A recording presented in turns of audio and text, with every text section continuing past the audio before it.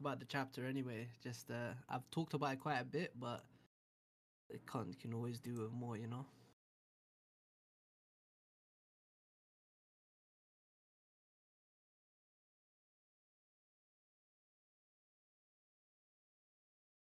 Yeah, yeah, yeah.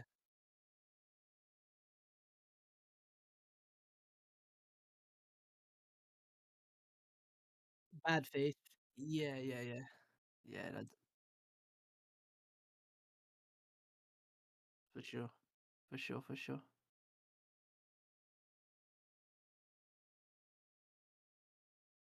Um, so it's 7 p.m. for me right now. Ideally like 9 p.m.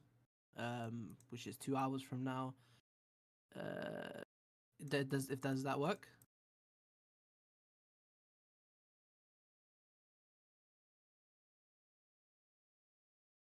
Okay, perfect. Oh, they can hear me, but not you, by the way. What's good, chat? Hello, chat.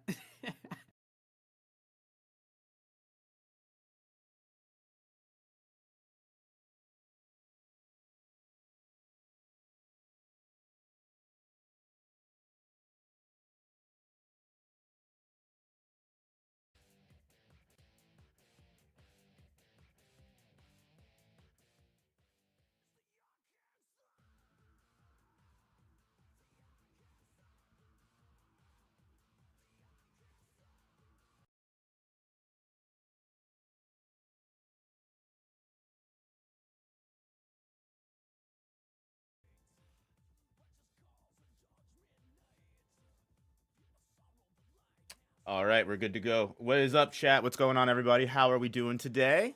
Let me hop in. Let me actually not full screen. Let me put it in regular stream. How we doing? How we doing? Today I've got friend of the show, Radman, with me. Hello, hello, hello. Pleasure to be here. Thank you for having me. And you know the drill. We're just gonna be going ahead. We're gonna be talking about the chapter, everything like that going on. I was kind of just like scrolling through Twitter. I deleted Twitter after this last chapter because, like, honestly, I don't know about you, but I feel like the next 5 chapters are just gonna be the next 5 weeks are gonna be absolute horrendous on social media. So I'm just trying to avoid all of it for my mental. Yeah, yeah. No, every the best thing ever could happen in the next few chapters, and it's gonna be controversial as fuck, bro. The second that 5 chapter announcement dropped, it was over. You're not kidding. You're not kidding at all. So, like, do you think, like, I mean, we can kind of like start about that. Like, how do you feel overall about like 5 chapters? Do you think it's enough to get everything done, or are you kind of upset with hearing like how quickly it's ending? I am on the negative side, but I'm like cautiously optimistic. I think Gege will land a good conclusion for Yuji, Sukuna, and Megumi. Hopefully, that's my biggest hope. If he can land it with those three characters, I think I'll be satisfied overall. But there are a lot of peripheral like side details in the story that I don't think are gonna get their dues. So I'm coping for a part two. Like there's a 5% chance that happens, but I'm coping for it. I feel like that could be perfect. That could save me. But yeah, part two announcement would change my life. But other than that, I'm kind of for me the issues aren't really just with 5 chapters. It's like there's a lot of stuff that I've just been for the longest time now, not even before this announcement drops, just been hoping would come back up and be resolved in some way. And since we're ending in 5 chapters, it doesn't seem to be going like that. Like a lot of things to do with the nature of cursed energy, just the whole Yuki Kenjaku conflict we got at the end of Shibuya, optimizing cursed energy versus breaking away from cursed energy, the state of the world after this battle, all of that kind of stuff I'm interested in and to see where it will go, but I don't know if we're gonna get that. Yeah, it definitely seems like the one thing that we can confirm with 5 chapters being all that we're getting is that like the outside world and like if and we were kind of I saw you kind of talking about it earlier last night in the chat, which was like we're like completely Gege has dedicated his entire story to Yuji's point of view, and like he's definitely not expanding really any bit outside of that.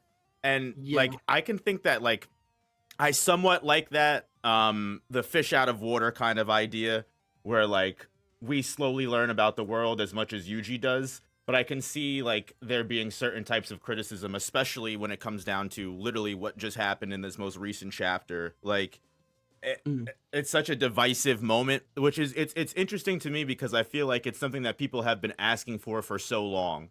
Like, what's your Yeah. opinion on just that overall? Like that, it's something that like the community has been asking for, and then when it finally happens, everyone's like, "Well, I wanted it to happen, but not like this." Yeah, so it's basically the exact same as the Todo situation. People were asking for Todo for years, Hmm. quite literally years. And when he came back, it was very controversial because of the way it was done. Ever since Shinjuku Showdown started, well, like since 212, because before 212, I don't think this was the case, but since 212, it's like Gege has tried to line up the POV of the story with our POV.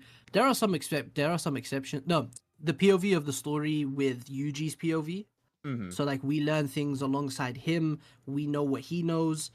There are exceptions with like Kenjaku versus Takaba, but even with that, right? Seeing how Yuta killed Kenjaku wasn't explained to us until seeing how Yuta killed Kenjaku wasn't explained to us until Yuji found out Todo was alive.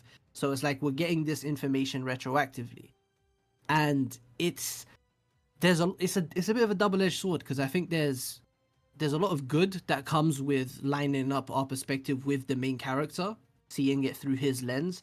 But I also think it leads to situations like this which feel contrived or shoehorned in because they're just kind of coming out of nowhere from our perspective. There are obviously I'm not saying there's zero setup for these things. There is obviously a bit of setup with both Todo and Nobara, but it's like it's the furthest thing from your conventional sort of setup. You know what I mean? You're It's so like right. I completely there's agree with you. there's little ambiguous details. For me, it feels a bit cheap because it's kind of like Gege leaves the door open for him to do whatever he wants. He has complete freedom to pull anything out of the hat, and sometimes when he pulls something out of the hat, it hits. Like Todo just entering in Shibuya, for example. He had nothing to do with that arc until he showed up in 126 and said we are the exception. But with something like that, I feel like you can kind of there's there's ways you can justify that to yourself. You can think, okay, he's a grade one sorcerer. He's not too far from the event. They probably contacted him to arrive, but there was no real setup for it. He just shows up in the train station, right? So it's honestly, fundamentally, is not too different from this Nobara situation. So I don't mind the Dotoda situation, but I hate the Nobara one. Well, not hate. I really dislike it. I won't say I hate it because I've been warming up to it a bit, but I really dislike it. Right. So I it's guess. interesting to think about. It is. So like I completely agree with everything that you're saying, and I think I kind of it's funny because the way that I look at it, I completely agree, but I see it from a different lens because I understand why almost like from a writing perspective, why Gege kind of chooses to keep some of the things in the dark as he that and then reveal them when it's important. I definitely think you can criticize that writing style as a whole. But I think it's going to be one of those things where when you look back on everything overall as the full picture, I feel like you'll be able to potentially people will be able to appreciate it a little bit more because I feel like, let's say, for example, we did get the time skip, right? And let's say we got 5, 10 chapters of all time skip, all the information that we got slowly like dribbled to us throughout the Shinjuku Showdown arc. Which, in my opinion, was basically, like you said, sure, it leaves the storybook open for a lot of different things, but I think it also leaves a lot of things open for like suspense and also giving us the information as sort of like reveals when it's required. Because if we knew Mhm. the entire plan of Shinjuku Showdown from start to finish before it happened, I feel like going through the actual motions of Shinjuku Showdown, if it didn't divert and Sukuna didn't destroy the plan that we spent all this time creating, then I feel like that might have been a little bit more boring than what we actually Yeah, got. I'm curious what you think it, about that. it would. I completely agree. I've said this as well. It would completely change the complexion of the arc. We would be reading a different arc. The way it's been framed and set up, I actually like the time skip. I think it's a double-edged sword, right? I'll Hmm. say this, right? when it comes to JJK, I don't think there is another manga out there that I've read that utilizes the weekly serialization format as effectively as JJK. JJK's momentum, JJK's like shock factor, it's there's a reason why leaks, which have been around for years, are on another level with JJK in the last couple years. It's just that suspense that you just mentioned, right? It's you want to know what's going to happen next because every chapter has something crazy in it for the most part. Like when there's an uneventful chapter, that's the exception, not the rule. There's chapters of JJK are typically very, very eventful. Something big is happening almost every week. And you won't get that if you know the plan and you're watching the plan happen in motion and you're expecting the next. But that unexpected aspect of it is one of the core parts of JJK's identity, is why it works so well for so many people. But that's also why I think rereading it and looking at the story in its totality when it's over might not hit as much because like that shock factor is gone. You know what's gonna happen. Like the weekly part of it is perfect. I think on the weekly front, well, not perfect. There is some issues with it. It is like a bit of a double-edged sword because it is a trade-off, right? You're trading off that weekly hype, momentum, shock value effect for like really elaborate planning and meticulous planning for your plot. The plot instead is more like anything can happen, and I've always called that one of the best like appeals of JJK. But now we've got anything happening, and I don't really like it that much. So it's all about how it's done, and it's all about that trade-off. And if you personally think the trade-off is worth it, in this Nobara case, I don't really think the trade-off is worth it. With Todo's comeback, I'm like a bit more 50-50 on it, where I do think it's a bit sloppy, but I do think the trade-off ain't too huge of a deal because Todo doesn't play a massive role when he comes back. The massive role he had was before he even showed up that we weren't seeing. So what that does is it retroactively makes something that was already believable even more believable. You know what I mean? Like it makes Yuta killing Kenjaku, which is something that we could all kind of accept already because we respect Yuta's strength, but it makes that even more believable, and other little things with Todo's support in the background. On the other hand, Nobara comes back and does something in the moment, which is absolutely instrumental to the flow of the story right at the final hurdle, and is basically the equivalent of Todo's fake clap against Mahito to land the final blow. That's exactly what this chapter felt like, right? It felt like Todo's bluff, Nobara's bluff. You even got the bluff with the finger. Yuji did the bluff this time, and yeah, Yuji and Yuta did the bluff.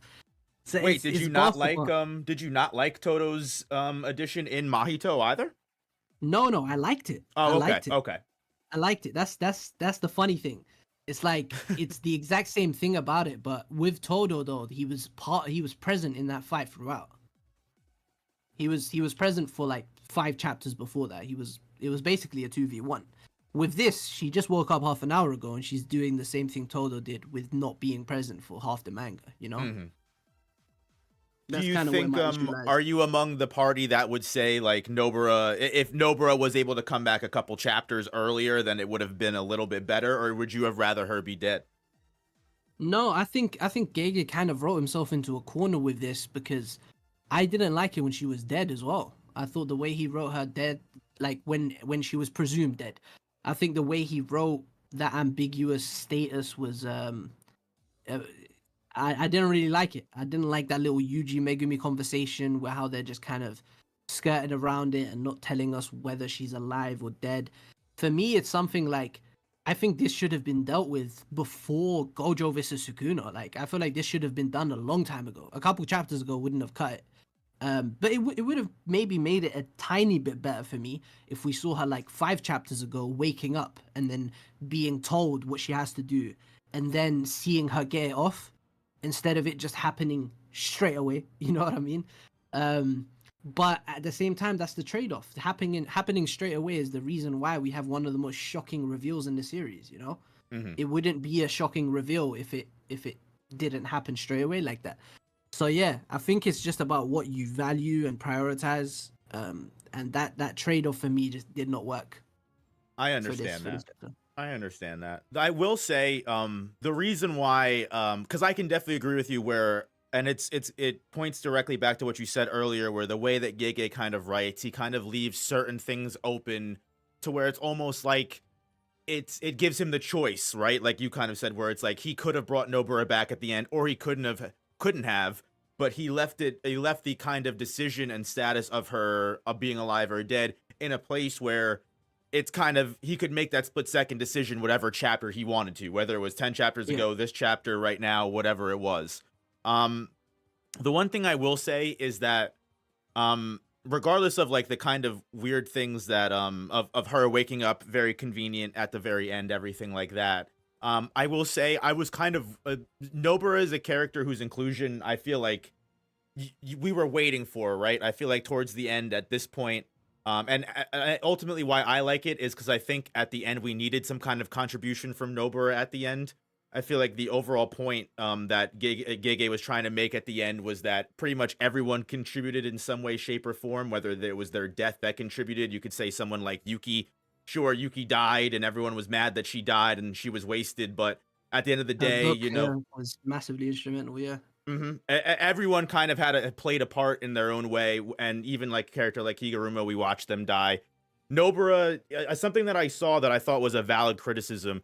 Would you have rather, in this instance, Nobara's return been through some form of like curse tool, like they did with Nanami, and had her contribute in that way? She's definitely dead, but at least she was there in spirit through the curse tool. That would hmm, that would definitely land a lot harder for me because it feels more. For me, the problem is this doesn't feel deserved for me for Nobara. It doesn't Hmm. feel warranted. Like with a cursed tool, like that. That's just that. There's no.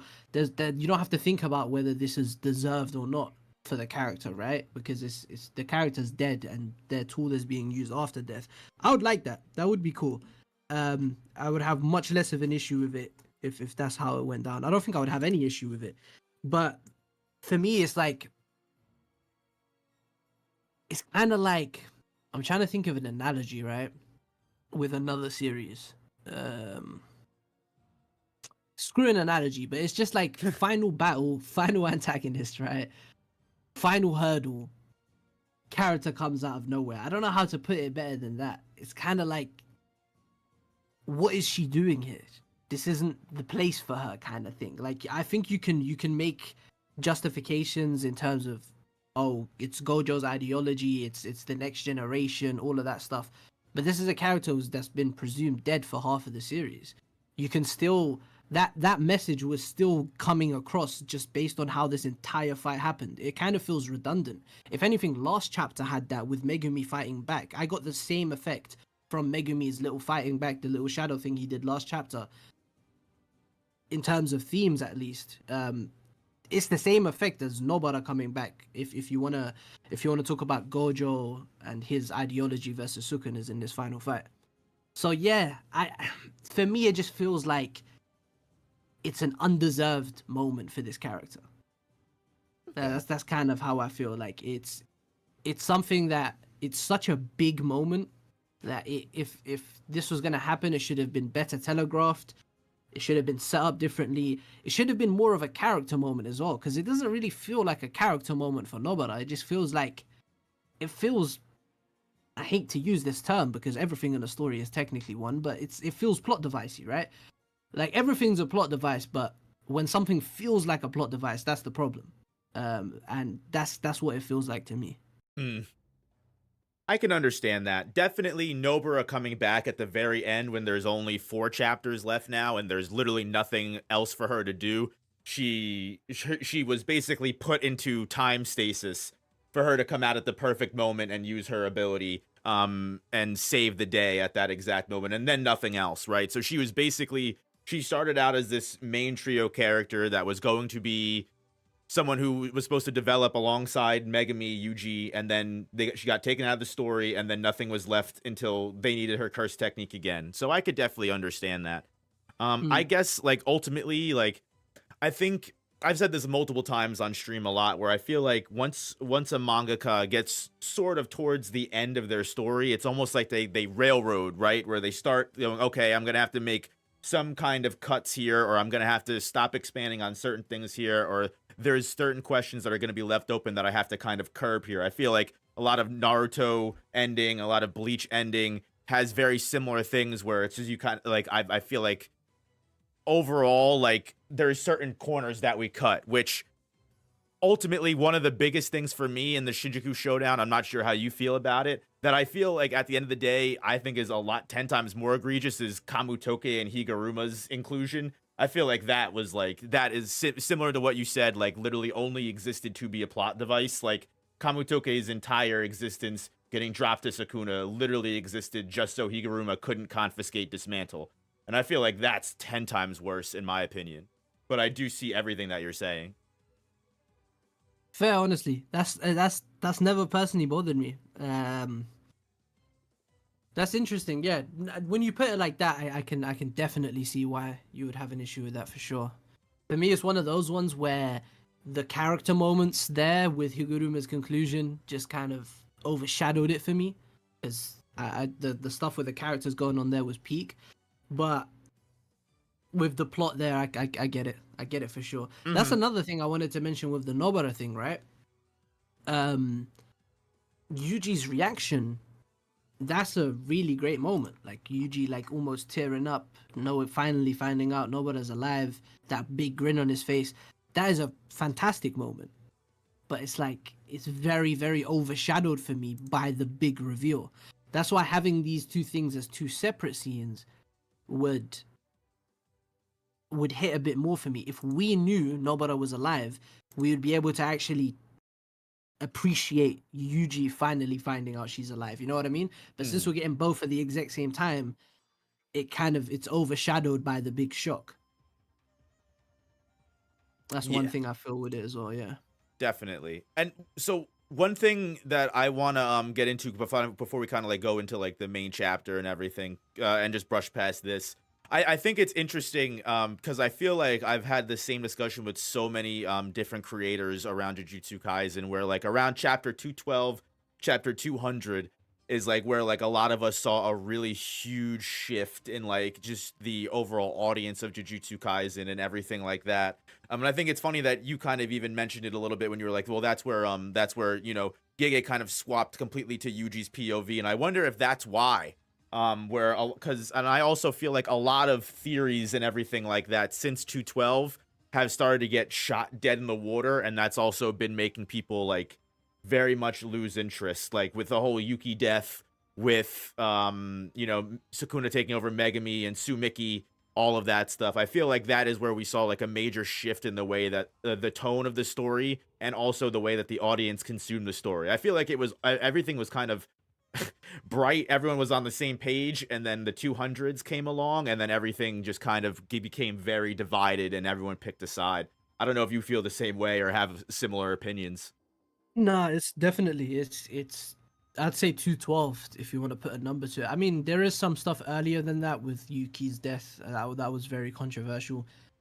Even Sakurajima was controversial though, to be honest. Like culling games in general, the discourse surrounding it, I couldn't take it seriously while it was going, because it was the same shit with Shibuya.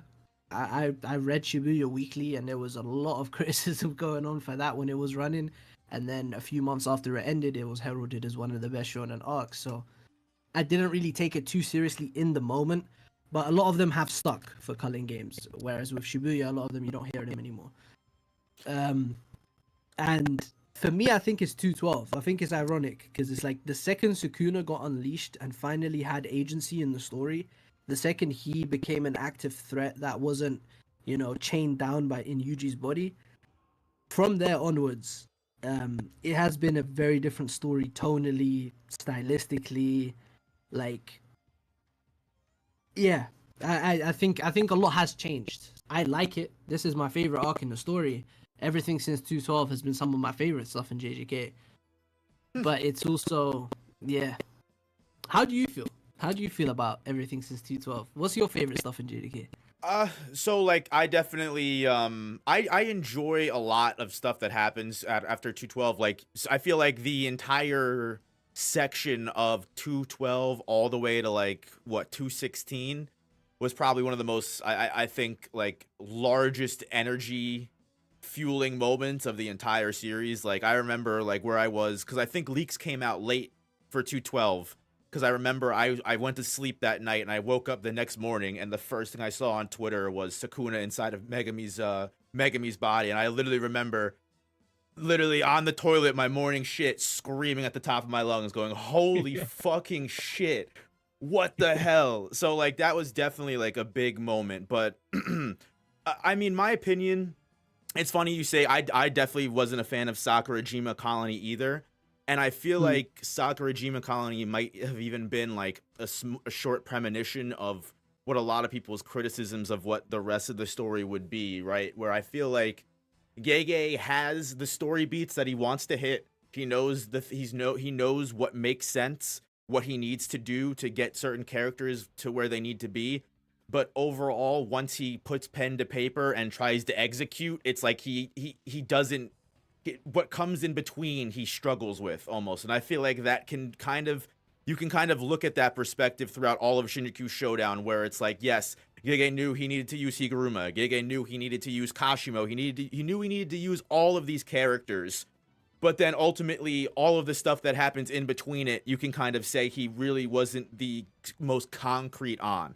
I think again, I Yeah. think that's okay. I'm like I said before, I'm more willing to make writing excuses for writers when they're approaching the end of their story, especially when they're reaching the point where they have to pick, okay, I'm sticking with this, I'm dropping these aspects of the story. That's just honest.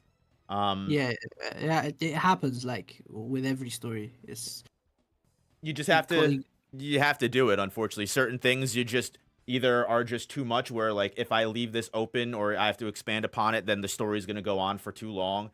While there are certain things I think you can criticize Gege for, because we all know Gege for some reason he's always been a writer that writes like he's got Shonen Jump's axe breathing down his neck, even though he does not at all. yeah, yeah, He could literally take so much more time. Like the military inclusion to the Culling games is one of the most egregious things that yeah. I don't. That is one thing I do have issues with. Yeah, for me that just circles around to just Kenjaku as a whole, because so for me, one of the reasons why the 5 chapter announcement hurts so much is because a lot of these things that maybe you found issue with in the moment were things that I was willing to overlook with the expectation that it would all come full circle. Mhm. Like even stuff like Sukuna, the way he, you know, the way he uses binding vows, like he just like this, like he can just do whatever the fuck he wants. Even something like that, I was expecting to come full circle because I was under the assumption, yeah, we're getting the merger and we're gonna get things about cursed energy explored and dissected, and it's all gonna make sense at the end of it all. We're gonna learn how binding vows properly operate. We're gonna learn all these things, and it will retroactively make sense. So for now, for this weekly experience, I can overlook it. But now that we've got 5 chapters left, I'm like looking back and I'm thinking, ooh, maybe I was, maybe I was being a bit too optimistic there. So yeah. Yeah, I like I said, I definitely agree with what you said before, where Gege just doesn't he's not interested in expanding any bit on the world that he's created. And I know a lot of people will judge that as Gege doesn't like his own story, or Gege, doesn't know how to write, or he's not well I don't think that's the case. I just don't think I think Gege's so tunnel visioned when it comes to writing a story. He created this awesome world and then just we only spent like 20% of the time in it. Like we only explored 20% of this world that he created. And I feel Yeah. like the story has so much potential for side stories and so much potential for like, can't fear your own world, novels and stuff like that. But that's not ultimately at the end of the day, that's not what we wanted, right? We wanted to get all of those answers, all of those moments and story beats in the actual story itself. And I feel Mhm. like I mean, Hikari versus Arame is something specifically that is like the biggest example where I feel like Gege's had multiple moments where he could have included that, had that done, and just even if he turned it into a 1-2 chapter fight, he didn't even need to do much on that. Like he's just been so all gears and go. I have to get to the point of this ending. But also at the same time, like I feel like we also spent so much time breathing on Takaba versus Kenjaku. So it's like I really don't know at the same time like where he's at mentally. I feel like I do sometimes reading a lot of interviews and just kind of seeing how he approaches the story. I can justify things like the way he writes Shinjuku Showdown and everything like that with in giving us, you know, slowly drip feeding us the information that we need to add extra suspense to everything. But I don't know. I'm interested that you also mentioned that you feel like overall, like when you're looking back on the whole picture, the suspense will also be gone, and I'm kind of curious if that will be the case. I actually I'm thinking about that now, and I'm thinking back. Well, why will I be able to go back and enjoy Shinjuku Showdown on a second read through? I I don't know. That's a good question. Mm. Yeah, it's a tough one because that weekly is a special experience. I think even if you're not really enjoying it, you're gonna show up. You want to know what's happening. You know, like JJK gets shat on Twitter every single week by the same people who are coming back and lining up for the leaks every single week. You know what I mean? So, you know, what's that one meme? Love me or hate me, you're still watching. You know. Mm-hmm. So yeah, the weekly is a special experience, but will it hold up on a full read through? I actually started a reread recently. I'm on like volume 4. So we'll see how it goes. By the time I finish that, it'll probably be around the time the final chapter releases. So I guess I'm doing a reread of the story now, and I'll see how Shinjuku Showdown feels. It's I want to tough do that. I because want to do that too. yeah, you should. There's little things I've been noticing where the Gege, as much as you know, there are some things you can criticize with some things being dropped or not getting the focus they deserve. There are some things as well where the long-term vision you can see from early on. Like Sukuna's character, I feel like he had mapped out from the start. Yep. I think Sukuna, he knew everything, not everything, but 90% of what he wanted to do with Sukuna from day one. Like even taking over Megumi, I think that was in the works from very early days. I The mean, no one one was thing you can arguing that. like give Gege is that like those like the big characters like Sukuna, Yuji, Megami, he's like you can definitely tell the kind of story beats he's had built in from the very beginning before he even started and the kind of things that he's come up with along the way. Have you Yeah, have you read his draft Jujutsu Sosen? I have not. No. Oh, it's actually even more interesting seeing like how much Gege had in the works. Like so Jujutsu Sosen, I definitely recommend you check it out if you Google it. It's like a quick like 40. I'm pretty sure Um, there's translated pages and everything now. Um okay. and so Yeah, yeah. Megami was the original vessel of Sakuna in the story, and Yuji was just a good friend that wanted to save people because his grandpa died. Um and so they changed that, but the one thing that he kept that I thought was interesting is the overall main part of the story was the culling games. Like the very first arc was chapter 160 with Yuji and Megami finding Kogane, getting the names of the list of players, getting the list of players with 100 points, and then making the plan to go find the people and hunt them down in the specific colony that they're hiding in. And it's Okay. really interesting to see like how like literally almost verbatim that's the legit beginning of the culling game that we got in chapter 160 almost what 6 7 5 6 years after he wrote that. So they're really like so much of the story Gege really has had planned from the beginning, more than we even know. The draft was really eye-opening. That's so interesting because that kind of lines up with my perception of JJK, where I think the story truly started after Shibuya, where pre-Shibuya was kind of setting the stage for the story he wanted to tell. Um, like Yeah. I feel like originally he was planning to have Shibuya in like chapter 30, chapter 40. Like we get the first mention of Shibuya and the prison realm in like chapter 10 with that Kenjaku Jogo conversation. And in between there, we had Mahito's arc, with the Junpei stuff, we had the Goodwill, and obviously he probably might have underestimated how long it would take for him to go through all this and set up those pieces. But I really do think the story properly started after Shibuya. It's Which also why is Shibuya is so different, right? It's also why people feel like people mention how Shibuya is so different from the Culling game, and how Shibuya focuses almost solely on the curses, where Culling game is almost strictly sorcerers and sorcery. And there's really, I think Kurarushi might literally be the only major curse in that entire arc. yeah, It shows like how like, and also I feel like it's interesting too, because you can definitely see what people connected with more, right? Like you can see, you know, the kind of people that are that have been criticizing the Culling game definitely connected way more with the curse spirit side of the story. And I feel like even when the story first started, I feel like that was one of the biggest things people were bringing up, right? Like, oh, I love the idea of curses and everything. And now yeah. that that's like almost like irrelevant to the main point of the story, it almost makes sense why the audience has shifted a little bit with the Culling game. And but yeah, the Culling game always being Gege's main vision definitely pokes through. I think you're correct on that. Yeah, yeah. I've felt that way for a while, so hearing that about the drafts is interesting.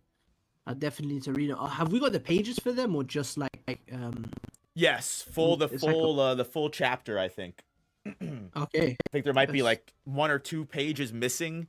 Like I think like the first couple chapters, it goes right from like Eugene Megumi to like Megumi getting taken over. So there might be certain things missing, but pretty much the most of the chapter is intact. okay, Like okay. Gojo fights Sakuna, and like literally like the chapter 1 of Jujutsu Kaisen plays out the exact same, except it's just Megumi as the vessel. Like it's kind of uncanny valley, like seeing it and being like, wow, like this is almost exactly what happens. He literally just changed a couple characters around. That's interesting as fuck. Yeah, and like that's part of the reason why like one of the big criticisms that I saw for this chapter was a lot of people were criticizing. I don't know why people were criticizing all of the conditions of Yuta's curse copy technique. And I don't know. I feel like that's something that we've needed for so long. I feel like we've never really had the full specifics of Yuta's copy curse technique. I'm honestly glad that we got it, whether it's 5 fucking chapters from the end or not. Yeah, Um, yeah.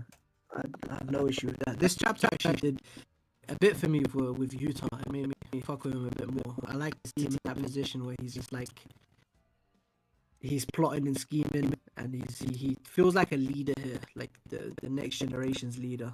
for real. Which Who is the better planner, Yuta or Kusakabe right now?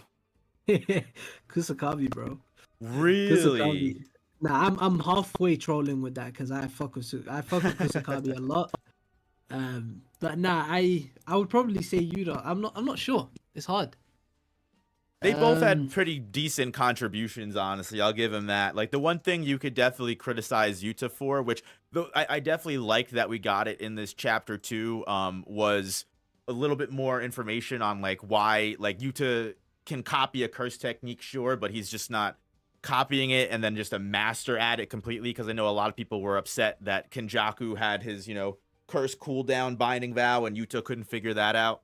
So I think a lot. I agree with you. A lot of this, I think a lot of this did a lot for Yuta, and just explaining more about the specifics of the planning and everything like that. I also do. I also. How do you feel? I guess because we're like just basically starting off on fresh with the chapter. How do you feel about the entire finger discourse? And do you feel like that twist was earned and that made sense? Like, what's your opinion on that?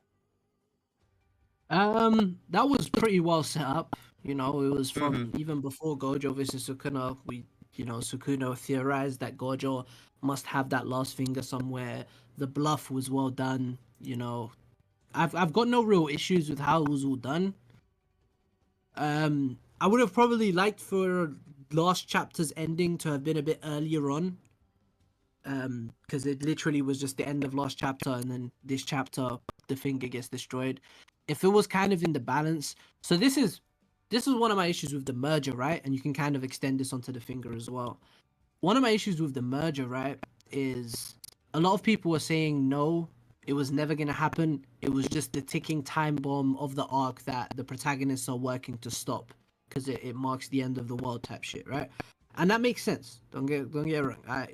I'm a big proponent of the merger happening, but I can understand if it was just supposed to be a ticking time bomb. You've read One Piece, right? So, No. oh, you haven't read One Piece? Mm-mm. Okay. You can spoil me though. I don't care. Okay, like in One Piece, it's part of the arc formula where practically every arc, the antagonist has some kind of ticking time bomb, right? They've got either a nuke or they're gonna drop this island on a country or whatever it is. They've got this ticking time bomb that the protagonists have to fight and stop. And every arc, you know, it's not gonna happen. The protagonists are gonna save the day, and it's not gonna happen, right?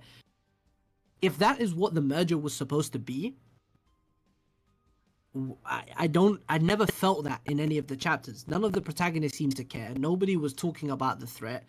No, the only thing we got was Kusakabe's one mention of the merger after Sukuna got Kenjaku's insurance with Tengen. That's all we really had. So the merger doesn't feel like a threat. It kind of feels like an afterthought. Mm-hmm. And it's a similar thing with this finger, where with the finger and with this final thing to take out Sukuna, it would have been nice if that was in the balance and it was like something that was actually like a ticking bomb, like the opposite of the ticking time bomb, in the sense that getting this will help us defeat Sukuna. And they're struggling to defeat Sukuna, and they're desperately trying to, you know, get that last finger out for Resonance to be able to land that defeating blow. I agree with that, brother. I agree with that. Oh, go ahead. Nah, I was just gonna say, yeah. So that's how I feel about it. If it was just something that was slightly woven into the chapters, I don't know, what, 6-7 chapters ago, and we got a slight little build up with it, that would have made it land a lot more for me. The fact that it just kind of comes out of nowhere kind of bothers me. Resonance as a mechanic in general, I am not a fan of, because it's something what it's I hate saying this as well, but it's show don't tell, right? You don't get to see the consequences of it. Like in terms of Sukuna getting access to Yuji's memories and stuff, we've never actually seen that go wrong. We're just told that's a possibility, so we can't tell Yuji anything. So cool, okay, I'll take that. But if it's something we actually saw go wrong once in the story and it had drastic consequences, then I would find all of this a lot more believable, and it would just feel more natural to me. That's one of my issues with Resonance. I feel that. I can understand. Yeah, if we saw Yuji and Sukuna, or so. It's funny that you mentioned that, because when 216 dropped and there was that moment where, you know, or was it 215, where the chapter ended and it was, you know, Sukuna and Arame flying off and then Yuji left alone. My theory honestly was that the final arc was going to be everyone trying to find the last couple of Sukuna fingers, and that was going to be what everyone was fighting over, was to find the last couple of fingers before Sukuna found it and got full power. And then what, we get to the time skip and Arame just found all of the fingers and gave it to him. So I definitely agree with that criticism. I would have liked, I think we can give that criticism to honestly most of the story. I feel like the Sukuna fingers they have no relevance to the entire story, despite the story being set up like this is going to be an adventure to find all 20 fingers before Sukuna does, and then literally that never gets explored, not even once. Yeah, it's not like a huge criticism or anything, because I think the story moves past it pretty quickly. I agree, but yeah, it's like, it's not like the end of the world or anything, but it is one of those things. It is one of those things. It could have helped add to the finger's impact, like you were saying. Like if that final finger, like who has that final finger, like what is that, or like let's say for example, like Nobara was gone, and you could argue, I'm sure there's probably similar criticisms to you could make for what I'm about to say to what just happened, but maybe the final finger, no one could find it, and then Nobara was gone because she was on a mission to find it, or something along those lines. But without getting back into that, I agree with you as well on the Resonance, where there should have been some kind of instead of telling us that might be a problem and we should worry about that, like you should have maybe expanded on Sukuna being inside of Megami a little bit longer, and have a moment like literally like a fucking Harry Potter moment, when literally they're all, I don't know if you ever seen Harry Potter, where they're all planning and then they're like, oh shit, he's listening, we have to stop. Bro, Like, speaking of Harry Potter, I use that analogy for what Nobara did. What Nobara just did is like Neville killing the last Horcrux, right? That's it's like killing the snake, right? It's literally that. And for me, that's a fucking amazing moment in Harry Potter because there's so much going into Nobara, Neville being the one to do that. But with this, it's like just imagine Neville was gone from, I don't know, Prisoner of Azkaban from the third movie, and then just shows up with the Sword of Gryffindor and just slices the snake in the last 10 minutes of the movie, of the final movie. That's kind of what Nobara's return feels like to me. I won't lie to you, but yeah, yeah. I just had to get it out there when you mentioned Harry Potter. No, I respect that, man. I respect that. That's my childhood right there. But I also agree with you where I was also a big proponent of the merger happening. I thought it was very important. Maybe I was wrong to think that, I guess. But I thought it was it. While I agree, we're like, sure, it could be the ticking time bomb that they were trying to prevent, and they prevented it, so it never happened. But I feel like a lot of the story kind of almost implied we would be seeing what the merger was at the very least, especially with Kenjaku admitting that, oh, I don't even know what's gonna happen when it happens. It could be an all powerful curse spirit that destroys the entire world, or it could just be a funny face that literally does and accomplishes nothing. Wouldn't it be funny if that was the case? And like that to me, like it seemed like him saying that almost made it seem like, sure, the merger could happen, but we would be able to continue on the story after it happened, or we would be able to somehow reverse it. But I also, my criticism of just that also goes into, which I'm sure you probably agree, just how Kenjaku was handled as a whole.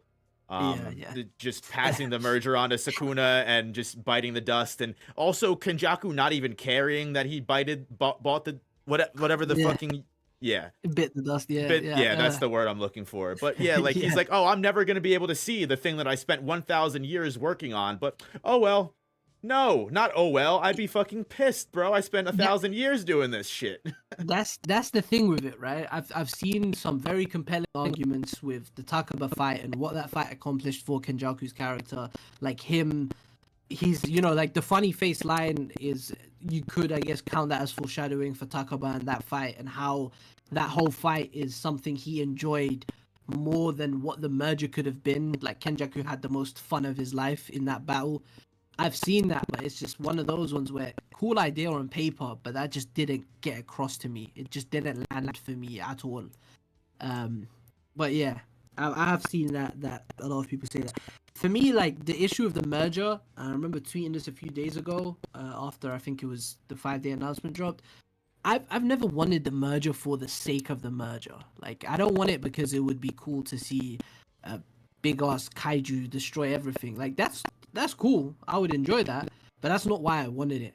I wanted it because there's no other concept in the story that is so all-encompassing, that would tie together so many things, like Tengen, Kenjaku, Sukuna to an extent, Heian era stuff, like the nature of cursed energy, Yuki's character, the body and the soul, stuff like Geto in Shibuya, where he grabs Kenjaku's chin. Hold on, Rad. I think something's going on with your audio. Hold on. Sorry. Am I laggy?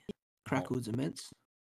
I don't hear it at all, but I don't know. Maybe it might be me or I don't know. It's coming through excellent. I've got excellent no drop frames. I don't know why it's crackly for you guys. It's weird. Robo Fiji. I'm in my Ronin arc, bro. Hold on. You sound fine to me. Do I sound better now, chat? I just turned thought he was recording underwater. That's weird. Hold on. It's all good. Yes, better now. Audio's good. I got the crackling, but it's better. He sounds better. I was going very close to my mic, so it might have been because of that. So I'll be a bit further back. I wonder, it might have been, I also have music playing in the background. So they said they were able to understand you. So I wonder if maybe I just didn't hear the crackling, and I just, you know what I mean? Go ahead. Yeah. Keep talking. Okay. Sorry. I was close to the end of my thought, but yeah, the merger for me is just the perfect concept that would tackle so many of the series' ideas and plot threads all in one. Like it would bring it all together.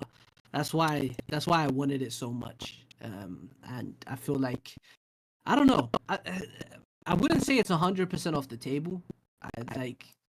I personally don't really want it anymore. Like I don't know what you can do with it in 4 chapters, unless it is literally just a big funny face and that's Gege's final troll.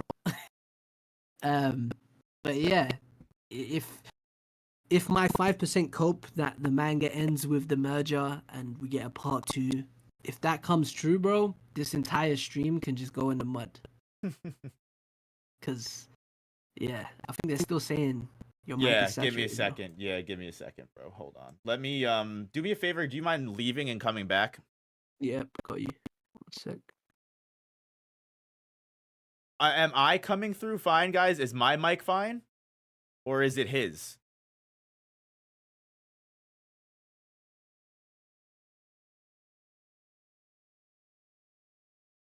I just checked with the Discord settings as well. It seems fine for me. All right. What do you guys think of his audio now? Yo, how we doing? Rad is better Better now. now? It's fixed. Stop coming. I'm pretty sure it's me. Don't come at Rad. I'm pretty sure it's something to do with the voice chat because he's coming in perfect for me. So Nah, you're all good. leave my man alone. Hey, no operator sabotaging Rad. I'm never coming on one of these again. No, I'm playing, bro. All right, I think everyone's saying you should be good now. So I'm gonna I'm wondering if maybe just the music is just fucking everything up. So I'm just gonna stop playing music. I hope you guys are proud of yourselves. All right. Okay. We're good now. I think we should be good. I don't know if you finished your thought or not. Yeah. I think I said everything on the merger. If that didn't get through to chat, my bad. But Nah, yeah. it's good. I think they were able to understand it, but it should be good. Now, the one thing that I will say is, even though we only have 4 chapters left now, Gege and his fast pacing, and it's possible because I know you said, what if we get a Neon Genesis ending over here, with it's just all over and that's the end of the story. I do feel like we could still somehow get the merger in 4 chapters.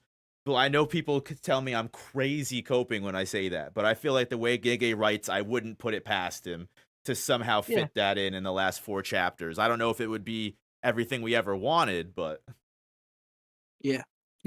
I agree. I do think it's possible. Nothing is impossible at this point, bro. Gege can do whatever the fuck in these 4 chapters. He could release a chapter with blank panels. Like at he this already point, brought Nobara back. At this point, yeah, what our expectations should be absolutely low at this point because we have no idea what's happening now. I'm expecting anything. Gojo next chapter.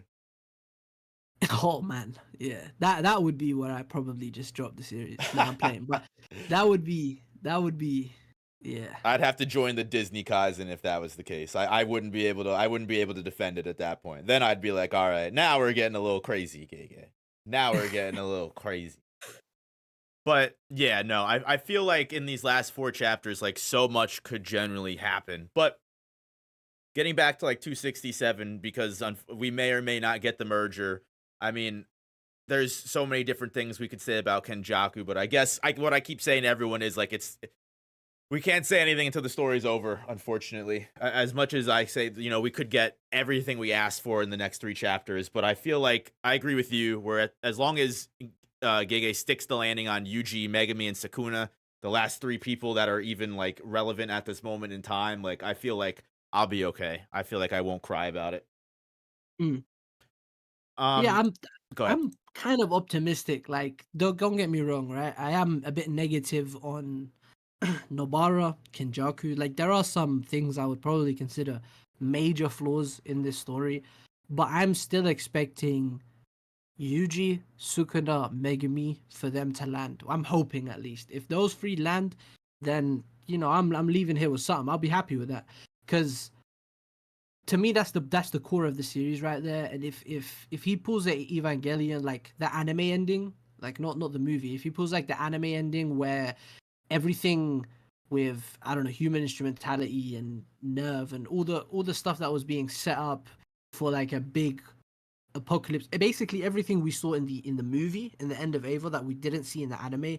If we don't get to see that stuff, and he just goes all in on the character writing and giving us a beautiful conclusion to these characters, I could be happy with that. Hmm. Yeah, Could be. I completely agree. I guess my next question would be, do you think Megami's coming back after this? Oh yeah, yeah, yeah. I've been from day one. I've always said Hmm. I think Megami is, if anyone is living at the end of the story, Megami is living till the end. Um, I Maybe I'm think wrong, but yeah. Nah, I think now that Nobara is back, I think Megami's got a really good chance of coming back. I'll be honest with you, 266. I thought I was pretty validated in saying that Megami was gone. Um, Oh, okay, okay. but I've always been team Megami. Megami lives until the end, but Yuji could be the one to die. But now I think all three of them are living. And Gojo's just the only one that will die. Like from that one interview statement he said all them years back. I always thought Megami was cooked from 212 on. I'm like, I said it. I said Megami's never coming back. I thought so. But if he does come back, I'm okay with it. It doesn't. I don't think he needed to die, but I don't know. Sometimes I just like when characters just get a Game of Thrones ending. Like fuck you, Megami. That's what you get for bringing all of us into a death game. Yeah, nah. For me with Megami, right, is it's the fact that he's like an empty character right now. He's like everything around him. There's only like one thing attached to his character, and that's finding out Toji was his dad. Other than that, Hmm. like everything has kind of just been stripped from him by Sukuna. Like even the fucking the setup for Gojo versus Megumi that we had, the Zenin versus the Gojo, even that was straight up finessed by Sukuna, and he fulfilled that prophecy himself, right? So I don't know. Can you hear me by the way? Yeah, I can hear you fine. Everything's coming in perfect Okay, for me. fine. My screen was just tripping, so I just had to double check if my Discord was okay. Alright, yeah. So with Megumi, the fact that he's such an empty character at this point, I don't see what a death would do for him with how Gege typically writes death. Because when Gege writes a death, it's typically tragic in the way that there's stuff for them to live for, but they die nonetheless. You know what I mean? There is stuff for them to live for. With Megumi, he has nothing to live for at this point. Like death might be a salvation for him. So I think having him survive and find something to live for in these last few chapters is a good way to wrap him up and conclude his character. You think Megami is gonna live for the exact same reason I think Yuji's gonna live, because death would be too good for him. Yeah, basically, That's basically. funny. That's funny. But yeah, that's pretty much really what it comes down to. I mean, Megami, the main reason I thought Megami would reasonably be able to die was because I thought Gege was just a little bit more mean than I thought he was actually. I just thought the way that he wrote certain deaths would be to I bring it up to like a character like Kashimo. When like Kashimo got one shot, I was never surprised. I always thought Kashimo was going to get one shot. To me, it just sounded like so poetic for a character who decided it would be a good idea to time travel 400 years into the future or however long it was and fight some sorcerer that he had never met before, but just heard that he was the strongest. And he goes, "Oh yeah, I'm definitely on this guy's level. I'll have a Yeah. serious fight with this guy." As soon as he was introduced, I'm like, this guy is gonna get filleted in 2 seconds, and that's kind of like, and from that, I kind of also felt that again. I felt like Megami, where he selfishly saves people, where he selfishly chooses the people that he saves and that he wants to. The Megami that we saw, especially when he was fighting Reggie and fighting Reggie's gang, who was Reggie Megami was literally willing to kill people and end other people's lives in order to save the person that he felt was more important to him, which was his sister Sumiki. And then he brings all of his friends into this death game, get some of them almost killed, everything like that. Also, they can get 400 points to save his sister. And then the whole entire time, his sister, this whole time, he never even once considered that his sister was one of the reincarnated people, because he was so selfish that he didn't even want to bother asking or thinking that his sister might be a little bit different. And I guess that was my perspective. And I was like, well, I guess that ends up in death, sir. That's your punishment. But it's clear that that Gege doesn't write deaths like that. I think you're right. Yeah. No, I get that though for sure. I get that. Like the analysis of Megami there, right there, is on point.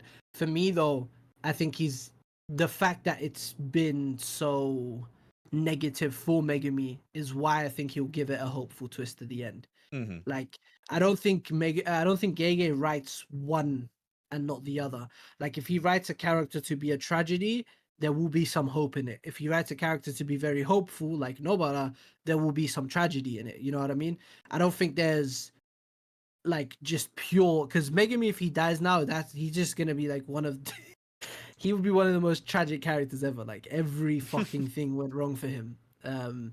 But I do feel you on like thinking Gege was meaner than he is. Like with Nobara coming back here, I'm really second guessing what kind of ending we'll have because I've always thought JJK cannot end on a bright, happy note. It Hmm. has to be bittersweet. It has to be a bit sentimental, a bit bittersweet. Like things still have to be like bad, but there's that you can still find a reason to live within that, right? Right now, though, with Nobara coming back, I don't know. We might be getting a more hopeful. Who knows? Maybe not hopeful, but I feel like maybe I was mischaracterizing Gege a bit. Maybe they are a bit nicer than I thought. I was expecting something meaner.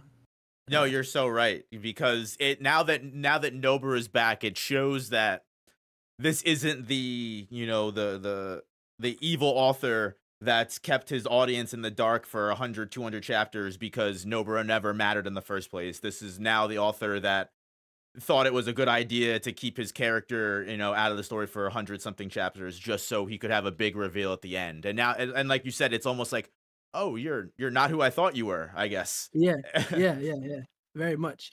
The illusion has been broken, essentially. Yeah, JG. Yeah, basically, like it's what's happening next, man? These next four chapters. These next four chapters, man. Yeah, man. Literally anything can happen. Like Sukuna, if Sukuna is dead, or not dead, but taken out, what does the next four chapters look like? Are they going to be one big epilogue? Are they going to be, Sukuna does try and start them? Because I guess one of the biggest things for why the merger could never happen in the first place, and I've seen people go back and forth on it, is I felt like Sukuna had to kill everyone and still fulfill Kenjaku's conditions anyway. So that's Yeah, also why I that's felt like it was kind of impossible unless Gege decided to give the Binding Vow Merchant one last hurrah at the end, you yeah, know? yeah. That's for me. That was one of those things with the merger where it's like, yeah, that condition exists, right? But like, there's so many ways to kind of justify that not needing to happen. Like this guy's planned this for 1,000 years. He must have some kind of contingency, right? If he can't get everybody killed, a way to like fast track it and start it regardless. It doesn't necessarily have to be binding vows either. Like when in I think it was 220, like around the Tengen stuff with Kenjaku, what did he do with Kogani there? There's Uh, something I remember. Oh, I think it was later on when he's dying actually, where he does something with Kogane that always felt sus to me. Like he removed it you mean when he like gave. is what do you mean like when he first made the one rule and Kogane was like, no, you can't do that, and he was like, all right, well, I'm just gonna hack it or whatever, or do like a loophole. Yeah, Is yeah, that yeah, yeah, yeah. yeah, yeah. Exactly that. Yeah, Yeah, he like bugged it out exactly. He like glitched Kogane out, like what Chad is saying. yeah. That Because that yeah, go ahead. that for me was that felt like he was able to do something like that for to start off the merger, right? So the everyone needs to die thing, while it was concerning and it was like, okay, maybe this isn't gonna happen, and maybe it is this ticking time bomb that everybody's fighting to stop. Yeah, I there still are a think it could couple like happen. red herrings like that, or like I feel like there are small things that happened or just kind of got brushed past that I feel like either just because they weren't important enough or they are important and they're gonna come up later, which like the Kogane stopping counting points and everything like that. Like that was such a Yeah, small little thing that was like mentioned and then just like never came up again, and it's like, wait, why? Like, what's the yeah, point of that? It's small things like that. yeah. I'm gonna pay a lot of attention on this reread because I might come up with something. There might be some more stuff just hiding in these Cullen game chapters because this Nobara stuff, for example, right? Like a lot of people were saying it was well set up because her death was ambiguous. I disagree with that, right? I don't think that's good setup. But what I will say is good setup for this is what's one of the things she does right before dying? She lands a resonance attack. And we see her technique and how it has to do with souls. And that is more so set up for her to be in this role. Yeah, I think the final finger bit with Nobara and everything like that, I think that was legitimately and it so like it makes sense, right? Like I don't think you could argue that it doesn't make sense. I definitely think that the biggest criticism is like it's just kind of just shoehorned in at the very end, I guess is the biggest thing that people have a problem with, right? Yeah. But I would never say that it doesn't make sense. Like I even tweeted it when the last chapter 266 came out, and I was like, I know Nobara is supposed to be dead, but this is like the perfect setup for the final finger soul resonance theory that everyone's been saying since Shinjuku Showdown even started with. Mhm. So it didn't. I don't think it came out of nowhere. But I don't know. I get, like I said, I think there's a couple problems that I've had with like Shinjuku Showdown, and I just think like this is probably one of the least bit problems I have. I besides, I'm trying to think of besides Higuruma, like if I have any other big problems with the final fight. I don't really. I think the final fight was fine, in my honest opinion. I think everyone had their nice little part and played it well. Um, and I don't know. I don't really have any criticisms besides that. What'd you feel about Todo reappearing, how he came back, or like Miguel's entrance, that kind of stuff? Like, how do you feel about those? I mean, Miguel was okay. Miguel, I would probably say, is kind of out of nowhere, just out of left field. Like, I guess, like, Gege was just like, hey, I just want to use him because I haven't used him in a long time. That's nice, I guess. Toto, I'll be honest with you, I love Toto's inclusion because I just love Toto in general. I feel like you said with like Toto showing up at the Mahito Shibuya fight, like I just feel like I was okay with it. Like Toto showing up for all of Yuji's arc ending fights. If Toto didn't show up, I probably would have been upset, to be honest with you. Yeah. Nah, I feel you. I feel you. I like. He I was so have issues with it. integral to everything too. Like he really played a huge part in the fight too. Like if he Yeah. didn't show up, like not that if he didn't show up, I would have been things would have been weird, but I feel like he showed up and he made it. He played his role very well. Where it was like when he did, like Yuji would not have been able to fight as well as he did. The Vibra Slap Roulette Boogie Woogie switch was such a level up. And if anything, I Yeah. feel like maybe if Nobara got like a similar level up or her introduction and reintroduction was had like such a similar integral level besides just all right final hit I'm helping you with it, then yeah, maybe we'd feel differently. Yeah. Nah, for sure. For me, it does feel like sloppy. Um, it does feel sloppy. Like Miguel makes more sense to me than like the way Todo was reintroduced because Miguel is just not as significant of a character. You know what I mean? Like Miguel showing up is not as crazy of a shock because they're just showing they're throwing everything they can at Sukuna. They're pulling all the stops out. But with something like Todo, it just feels less natural because there's that caveat of resonance and oh we couldn't tell Yuji. It's like Gege had to come up with an excuse for for not having Todo in the story for half the manga. You know what I mean? I can agree with that. I can definitely agree with that. That's my Yeah. thing. I don't have an issue with it. I don't have an issue with it. Like it's not something I hate or anything. I'm happy Todo is back and how he came back is not the worst thing in the world. I actually find it kind of hilariously in your face and kind of cool that he comes back the second Choso dies. Like the brothers are switching places. That is hilarious to me and I do fuck with it. But it's just one of those things where I kind of expect more from Gege as a writer because I know they can pull off really intricate kind of plans and uh, yeah, I just expect more from Gege on this front where it just feels a bit amateurish. Feels a No, bit sloppy.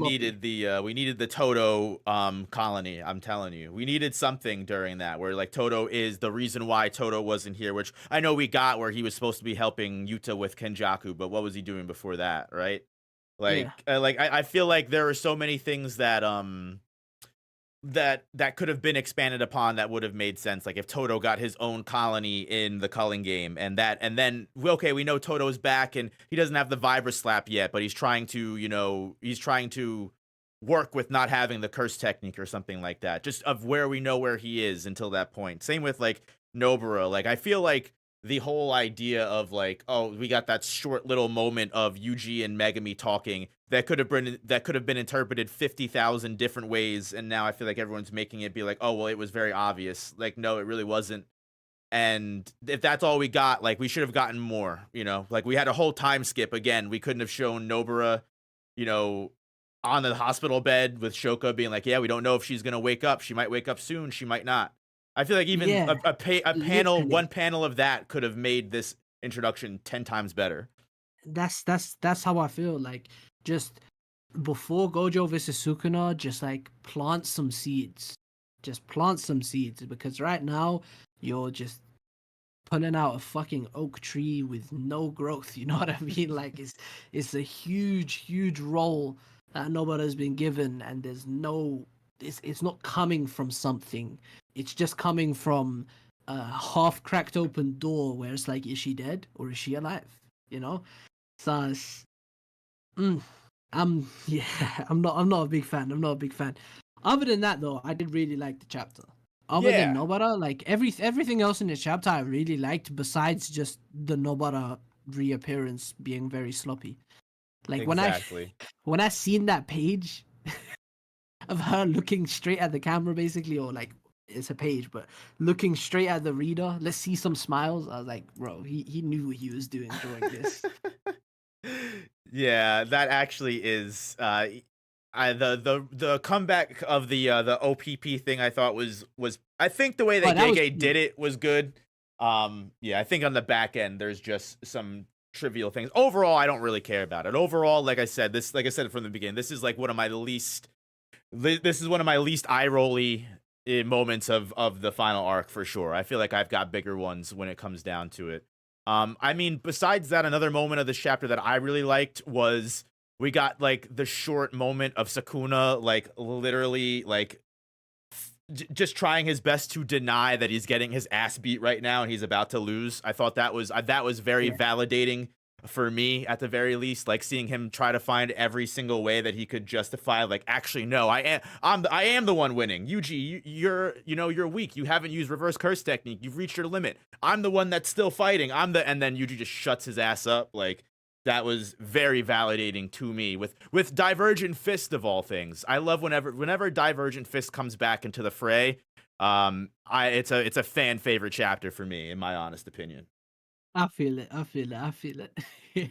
Nah, I like that a lot, man. He was like, "You're the one on the ropes." Like, yeah, alright, bro. He needs to get The coat. humbled, man. It's That's it's beautiful that Yuji kind of gives him Yuji gives him the little bro treatment, like literally at the very end. Like I am like when Sukuna gets pissed, like, are you looking down on me? He's like, yeah, I am. You found out? that's Oh shit. that's what's scaring me though. That's what's kind of scaring me though, because it's like, is he about to get the Mahito treatment next chapter, bro? Are we about to have like an I am you 2.0 with Sukuna like crawling away, bro? I can't have him going out like that. Like that, That's too pathetic.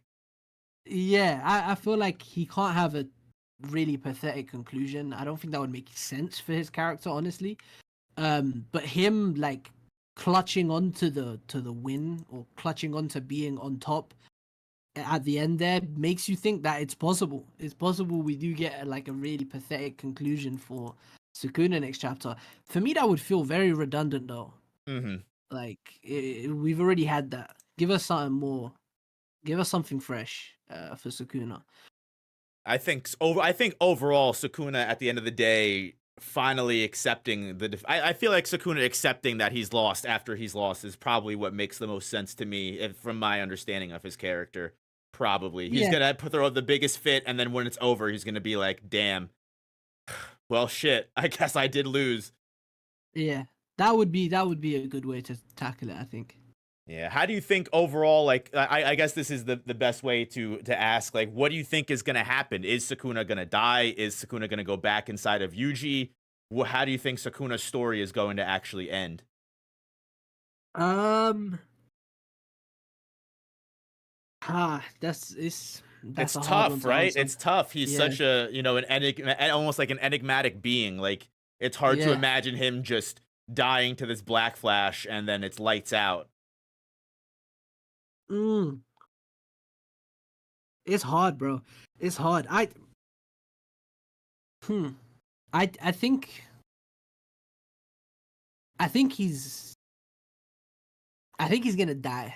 I know if we're not getting, this is assuming, because this is the safe assumption, of course, but this is assuming we don't get no part two or something like that. If we're not getting no part two or anything, he's dying. And even if we are getting a part two, I could see him dying anyway. Mm. Um, like activating the merger with his death or some shit if we do get a part two. But yeah, I think dying. I don't see him really going back into Yuji.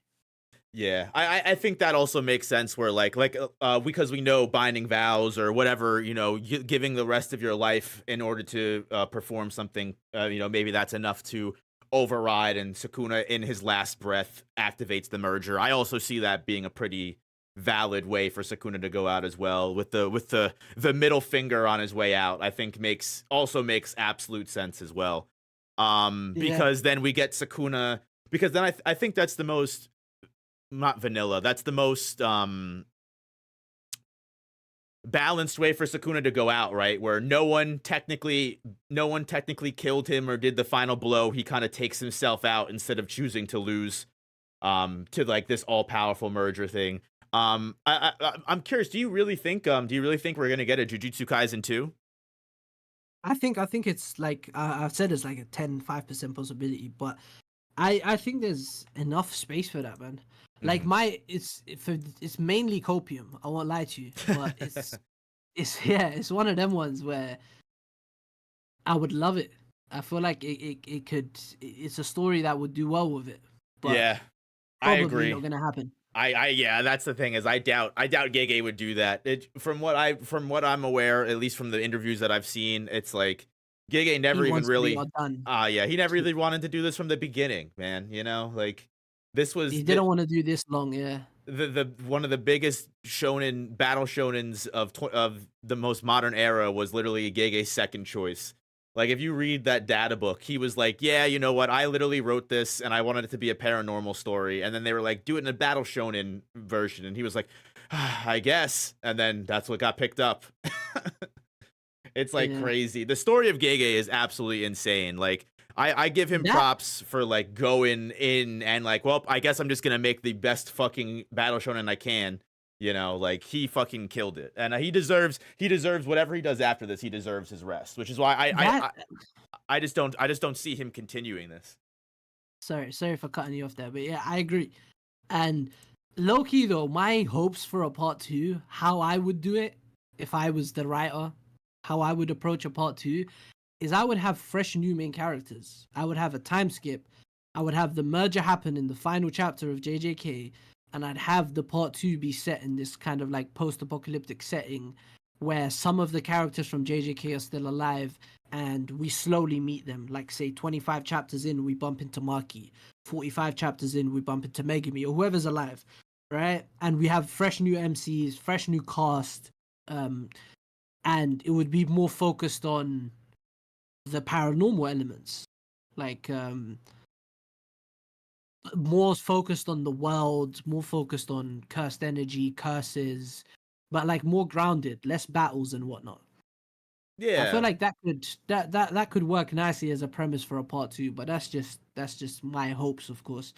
Don't think it's gonna happen at all. But almost yeah, like a Soul Eater Fire Force kind of thing, but like they're technically in same universe. But I guess Soul Eater and Fire Force are more the same genre, but that's kind of yeah, what I mean. Like in the same universe, but they tell different stories, and like at the same, there's like certain things that intersect here and there.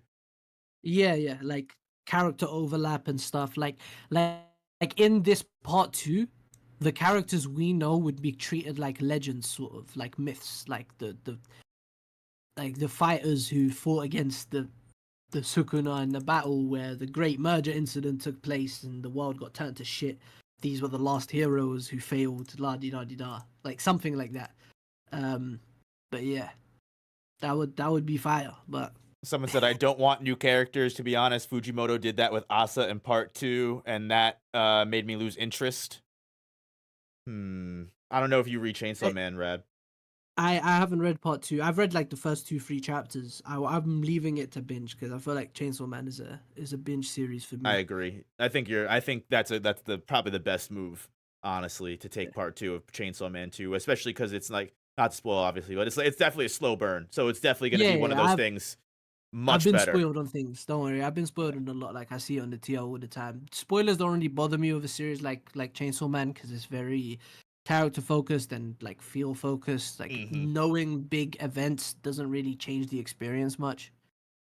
Yeah, Yeah, I pretty much knew everything that happened in part 1 of Chainsaw Man when I read through it, so I agree with that, for sure. It was still really good to me, still knowing everything that happened. yeah.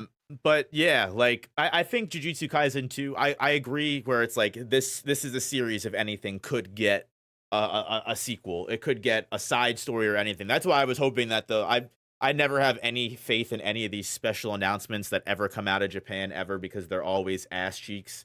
Oh Or like man. for people in Japan only that like we never get to. So like I didn't get excited at all. Um but like I was like also at the same time I was secretly hoping we got like I don't know if you read Kaiju number 8. Um but that story has like a B-sides manga that runs concurrently with it. And I'm like Jujutsu Kaisen is the perfect manga to do some shit like that. Where like it has just a plain serialized manga weekly of just Jujutsu Kaisen side stories. You know, that like Yeah, yeah, that would be literally perfect, and you could explore everything. You could have your Heian era flashback. You could have your Yuki Sakumo side story to give her more, give people more time with her. You could have a Toji side story where we meet, Megami's mom. Like I feel like the kind of story that Jujutsu Kaisen is like would benefit from getting the Bleach treatment, honestly, of just yeah, nonstop extra content DLC to the yeah. story. Like I'll take that all day, every day, and I'll eat it up. Yeah, no, I would too. I would too for sure. There's some things like I like not getting in JJK. Like there's some things where the the ambiguity or like the lack of development in some areas I think is fitting, but having that in like a side story format would work for a lot of them. There's some things I think we just needed in the manga that we didn't get, but yeah. We needed the Heian era. We're not getting it. We needed some kind of. How are you gonna go this I'm far without I'm not telling huge us? in the Heian era.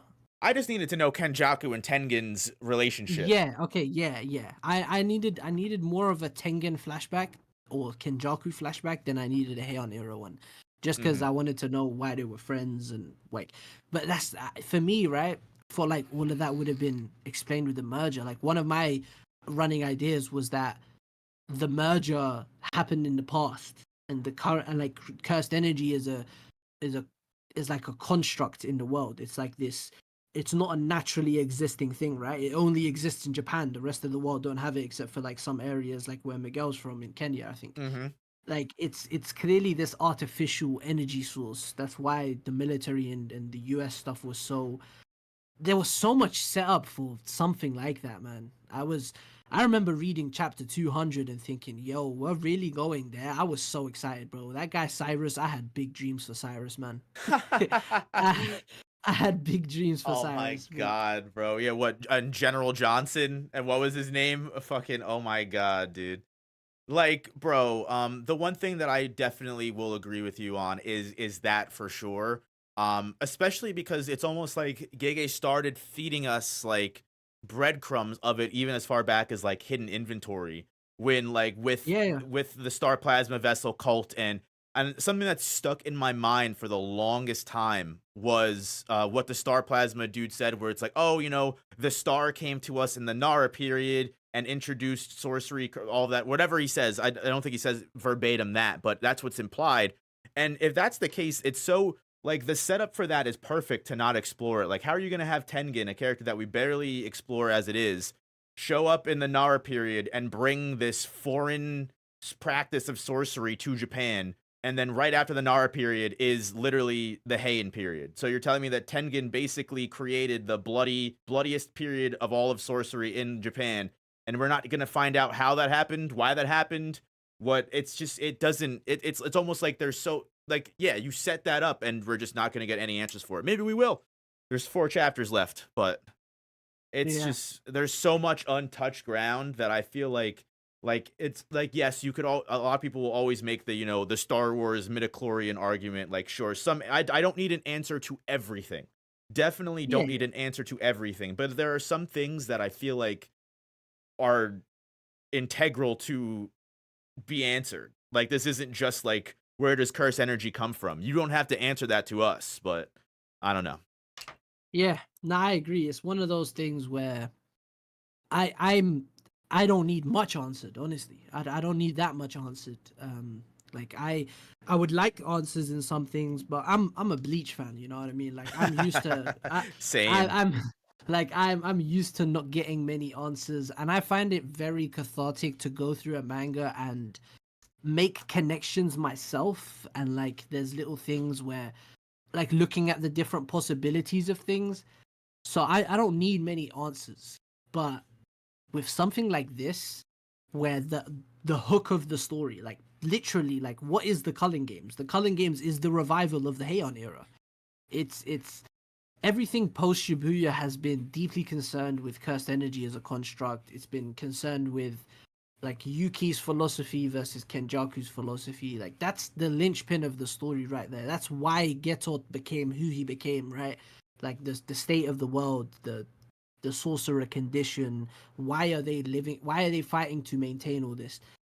All of that, bro. All of that could have just come together so nicely with a merger. Mhm. Like, assuming the merger was like a 1 volume, 2 volume affair, and within the merger we got some flashbacks. Like, I don't even need a 2 chapter here on flashback. Like, I know some people wanted a whole volume set in the.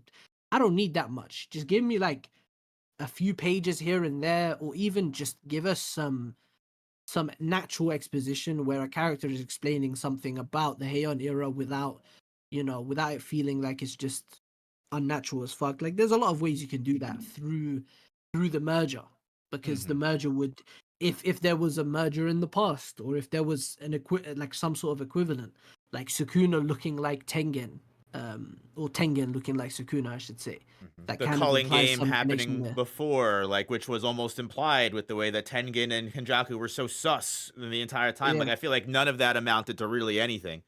Like, yeah, what Tengen's suspiciousness amounted to what? He didn't want to, he could have ended the culling game the entire time, but didn't because he thought that the sorcerers could have ended it on their own. Like, I don't even think that's that egregious.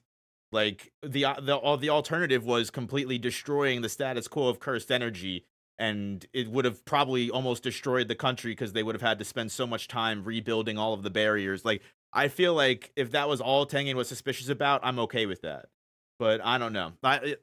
So one thing I'm hoping for is, and one thing that I've also talked about is I feel like Yuji and the special properties of his body, depending on what happens, because now there is no Tengen, right? Now there is no Tengen. There is no one that's going to be upholding these 4 important barriers. Something that's also kind of brushed over, honestly. That are holding up all of cursed energy. Like, are we going to get rid of cursed energy as a whole after this? Are we going to keep the status quo after this? Are we going to turn everyone into Tojis after this? Like, I feel like if anything, like if Kenjaku gets his little, successor in Sukuna being able to bring about the merger, like I know everyone argues about Yuki and if she was wasted and what happened to her, these and I guys, yeah, yeah, yeah, well, that's what I mean. Like, why couldn't if you were gonna kill Yuki, why couldn't you have Yuki impart her philosophy onto Yuji or impart her philosophy onto any of the characters to at least keep that dynamic going? Because I agree with you, where like the end of the Shibuya incident is really it really feels so important, and to ultimately that conversation, that brief, philosophical battle between Yuki and Kenjaku amounts to nothing because none yeah, of that ever got explored at all, honestly. yeah. That for me, that's like one of the biggest hooks of JJK for me as well. Like that I was most excited for this shit, bro. When we got to Cyrus and we saw, oh, it's gonna replace, it will replace fossil fuels as the cleanest energy in history and shit. I'm like, yes, this is what I wanted to see. I wanted to see the politics of this. I wanted to see, like, yeah, none of it went nowhere. And it disappeared too. Like they sent they sent their military people in, they all died, and then they haven't responded since. Yeah. Like I don't know. I, The that's whole why I think world it's lost part two, baby. the whole world just lost military forces in Japan over this shit, and none of them they're all like, oh well, let's give that one up. That was worth a shot, guys. No, maybe that's what's gonna happen after this. Maybe Sukuna dies. They're gonna all the culling game barriers are gonna go away. They're gonna and it's gonna be. I'm trying to think of a movie where like they, it's just the United States is just invading Showing their up at the front country, door. Yeah. and like This is the the thing, right? go ahead. Sukuna has Tengen within him right now, right? Like Mm-hmm. he does that not make him Tengen like functionally? Is he not basically Tengen like in a way? Like he's Yeah, like like I'm thinking if he dies, doesn't that mean Tengen's dead, which means all the barriers are fucked, which means like yeah, that's also something too, because I actually have to even look this up because I don't even know what they're called anymore. Are they called Jokai? The Jokai barriers? What the hell were they called? I'm trying to think. Oh, the Bond barrier. Are they actually called Bankais? That's interesting. They're actually called Bankais. Wow. okay, Bon barrier, yeah. Bonkai. Not even stronger than pure barriers. The culling game is built on bond barriers that use Tengen. Well, Tengen's got the pure barriers, yeah. And then there's the Oh, culling they game's use the bond pure barriers barriers. as the base. Gotcha. Okay. Yeah. I just got that off the wiki, to be fair. But Yeah. yeah. So no, I'm on the same exact wiki. So I think like Yuji, like I said, with his special properties, could potentially be the kind of person that continues to, in Tengen's absence, upholds the pure barriers and continues things going. But I guess that also asks the question, like, is going back to the status quo of curse energy, curse spirits, is that what this new generation is going to want? I mean, obviously that still fulfills Yuji's, not that has that mentality much anymore, but it does fulfill Yuji's self-sacrificial prophecy. He gives himself up to become the new star plasma, the new Tengen that lives forever to uphold the barriers. Again, this is all my headcanon. But Yeah. again, like it also, I guess it does, like, is going back to what they do all this fighting. I would imagine doing all this fighting, 267 chapters of going through all this character development and seeing what Jujutsu sorcerers have to go through. And then the final chapter is, all right, and then we chose to return to that. I think that would be pretty crazy. Yeah. Mm. It's tough, man. What we got right now is headcanon, to be fair, because it's 4 chapters. Like, how do you do this in 4 chapters, bro? Like, I'm expecting a lot to be brushed to the side. Like, it's that I've already gotten past that, but it's just that prospect of a part 2, man. It's calling my name. Give me a JJK Shippuden, bro. Because Or like you said, like we get like the end of the series and then it's like, okay, like we're gonna do like an animated movie, or we're gonna do like 100 page one shot epilogue. You know what I mean? Like yeah, I'd be cool with that, because it really is a story that I wish we just had some more time on. But I feel like we've been saying that from the very beginning. From like, nah, yeah. it's just always wish Gege would expand on some of these things a little bit more, and hopefully we get enough extra content to kind of itch that scratch. Because without that, it's gonna feel empty without Jujutsu Kaisen around. That's for sure. It's gonna feel a little empty. But we got Hunter 100%, x man. Hunter coming right back though, so I think we should be okay. Togashi's back to save us. Gege is gonna be an assistant on that. He needs to go do a little training arc for a year, and then he'll be back. JJK Yeah. Part 2 when Hunter x Hunter goes back on hiatus. You heard it here first, guys. Bro, yeah, I saw a tweet the other day. Someone was saying that, like, confirmed I knew Gege was just Togashi the whole time. Yeah.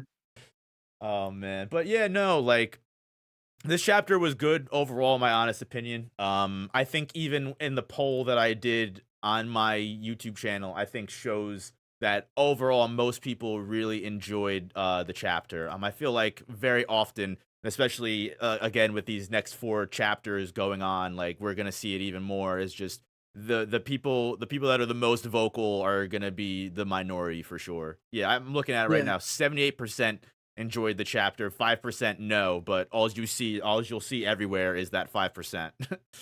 Yeah. Now I'll be honest. I've been a part of that 5%, so I can't really talk too much. I've been on Twitter. No, I've but been on Twitter hating I on it. think everything Yeah. you're saying makes sense though, you know what I mean? And that's part of the reason why I wanted to Yeah. bring you on too, because part of the thing that I was seeing that made me, you know, what I said in the beginning, like delete my social media for the next couple weeks is because like 90% of the people that I see criticizing the story are people that don't even either they're not even a part of the community, they're not even reading it, they just saw the leaks and Yeah. wanted to talk shit, It's just or bad faith. Yeah. yeah, it's just bad faith Yeah. from the very beginning. I mean, I had someone the other day argue with me that Kusakabe didn't block the Maximum Uzumaki. And it's like, okay, so you just didn't read the story then. Why am I even Yeah. having this discussion with you? Like, Yeah. Yeah. Yeah. Yeah. 100%. I so feel like, that. I wanted to bring you on as someone that obviously reads the story. You make your own content on it and everything, deep diving into it. I was very interesting. And honestly, everything that you said, I completely agree with. Like, even though, like, I would say that, like, this is something that I'm okay with, like, I don't disagree with everything that you're saying either. Everything you say makes Mm. sense. Okay. Yeah. No. This. It's one of those ones where I think this decision, this Nobara decision, is very.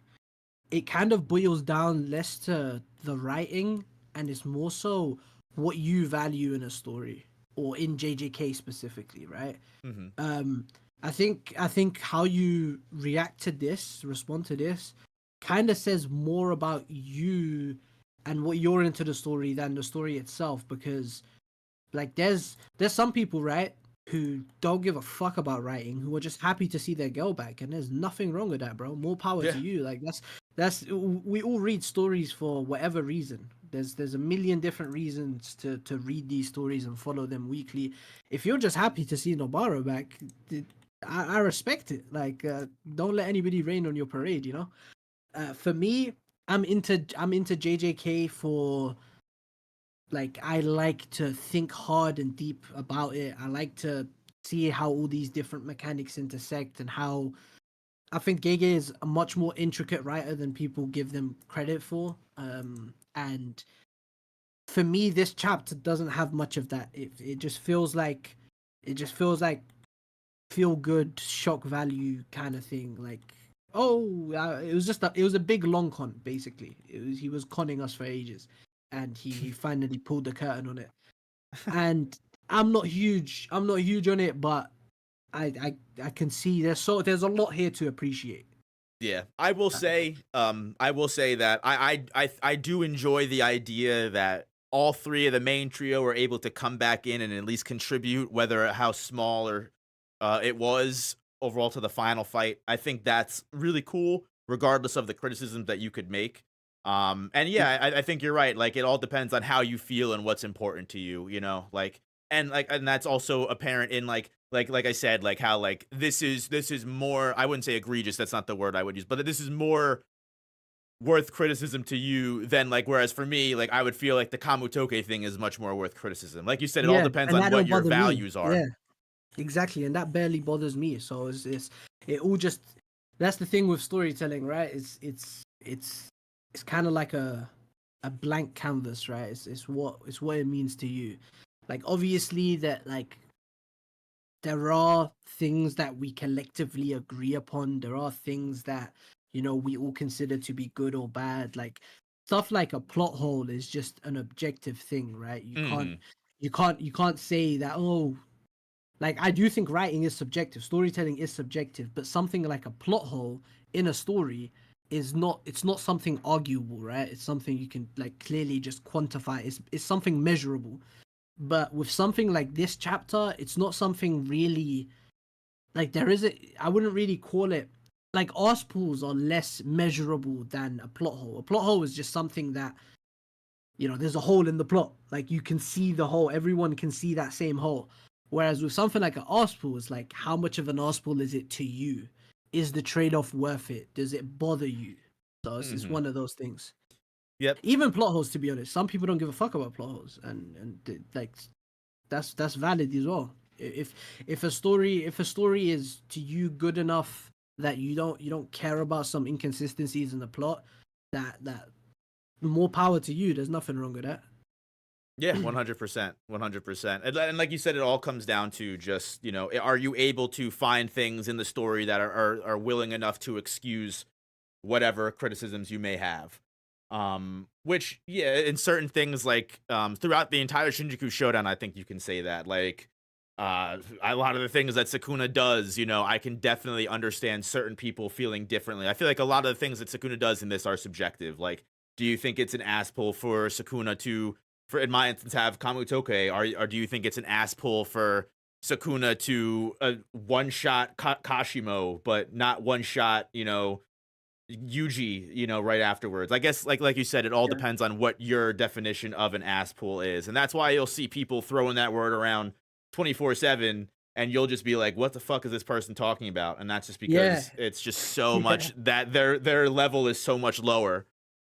Yeah, there's so many different these buzzwords, like even like character development. Like what do you consider character development? Like people have different perceptions of that thing. Like it all just, for me, those buzzwords, and that's why Twitter is such a problem. Twitter as a platform is just designed for low quality discussion. You're not gonna have a serious discussion on Twitter, bro, because it's somewhere where those buzzwords are everything.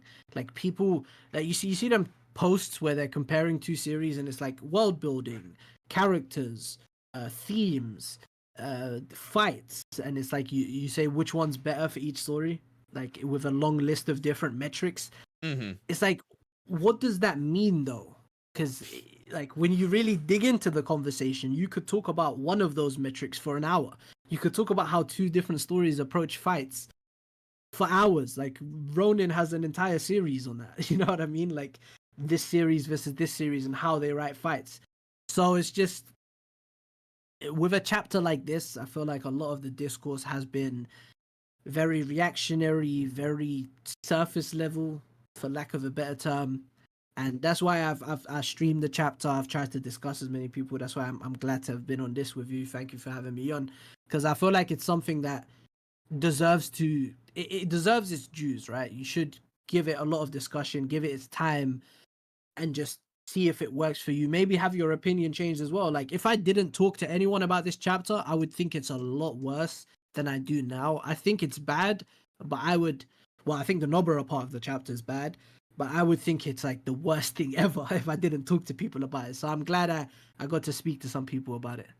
Yeah, it is important to always talk, because it's always good to like hear other people's perspectives and why things are happening. It's so much easier to like read someone's 100-character tweet and be like, oh, this person has no fucking idea what they're talking about. And then Yeah, you have like a genuine discussion. And you're like, oh, okay, I completely understand why you would even begin to feel that way. yeah, It definitely exactly. makes all the difference in the world.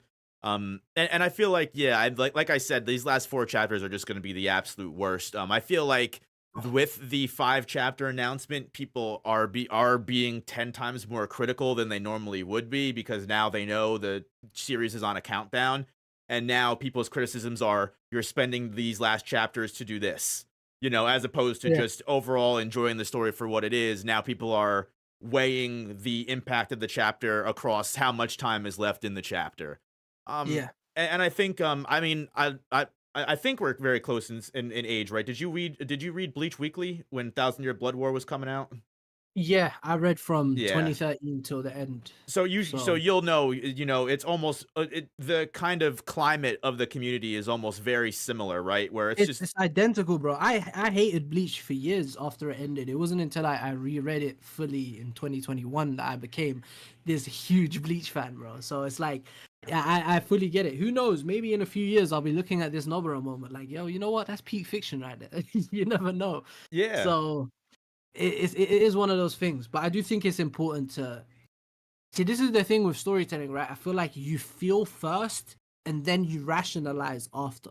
Like you're gonna feel whatever you feel reading something, and then you come up with the justifications, the reasons, the analysis after you felt that thing. You know what I mean?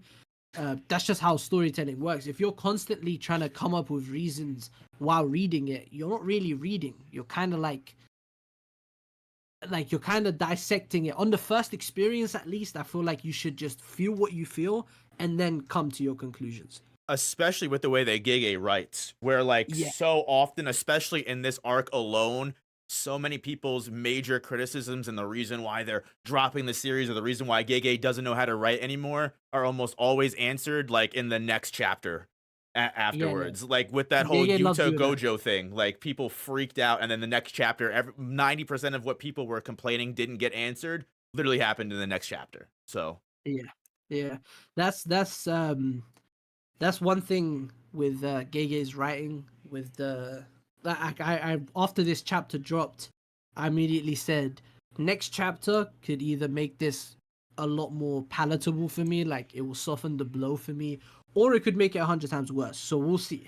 yeah, We'll see with next chapter with what we get. I mean, to be honest, we might not get a next chapter, and I wouldn't mind if we don't see Nobara next chapter. If we just focus on Sukuna and that would Sukuna be gets his conclusion. crazy. Not If we seeing get a Nobara at full all. if we get a full Sukuna chapter next chapter, like a 236 equivalent, where it's just fully dedicated to tying the bow on Sukuna and giving him his send off and death, then getting Nobara in the following chapter and having things be explained a bit more there, I wouldn't mind that. I don't think it needs to be next chapter, the Nobara stuff, but it's gonna be slandered like crazy if it isn't, just because of the weekly experience. hmm hmm But like, think of it when you're binging. When you're binging, you're just gonna look at, okay, Sukuna just got hit with a black flash at the end of the chapter. The next chapter is gonna have his conclusion. Then we come back to Nobara stuff in the following one. That could work. It Yeah. doesn't. The order is not too important, I don't think.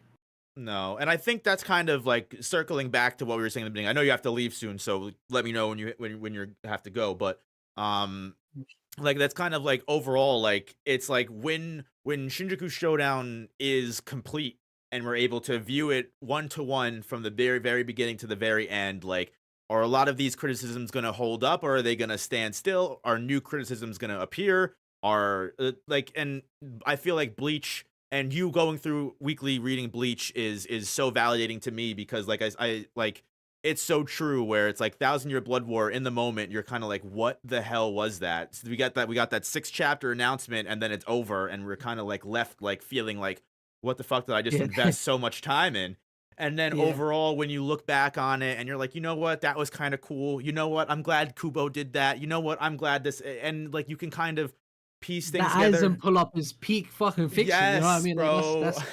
Like, you know what I mean? Yeah. So it's like it's defo in the moment versus looking at it in its totality. That is for me. I don't really want to make any big statements on like JJK on as a series as a whole because we don't have it as a series as Yep. a whole just yet. We don't have the full picture just yet.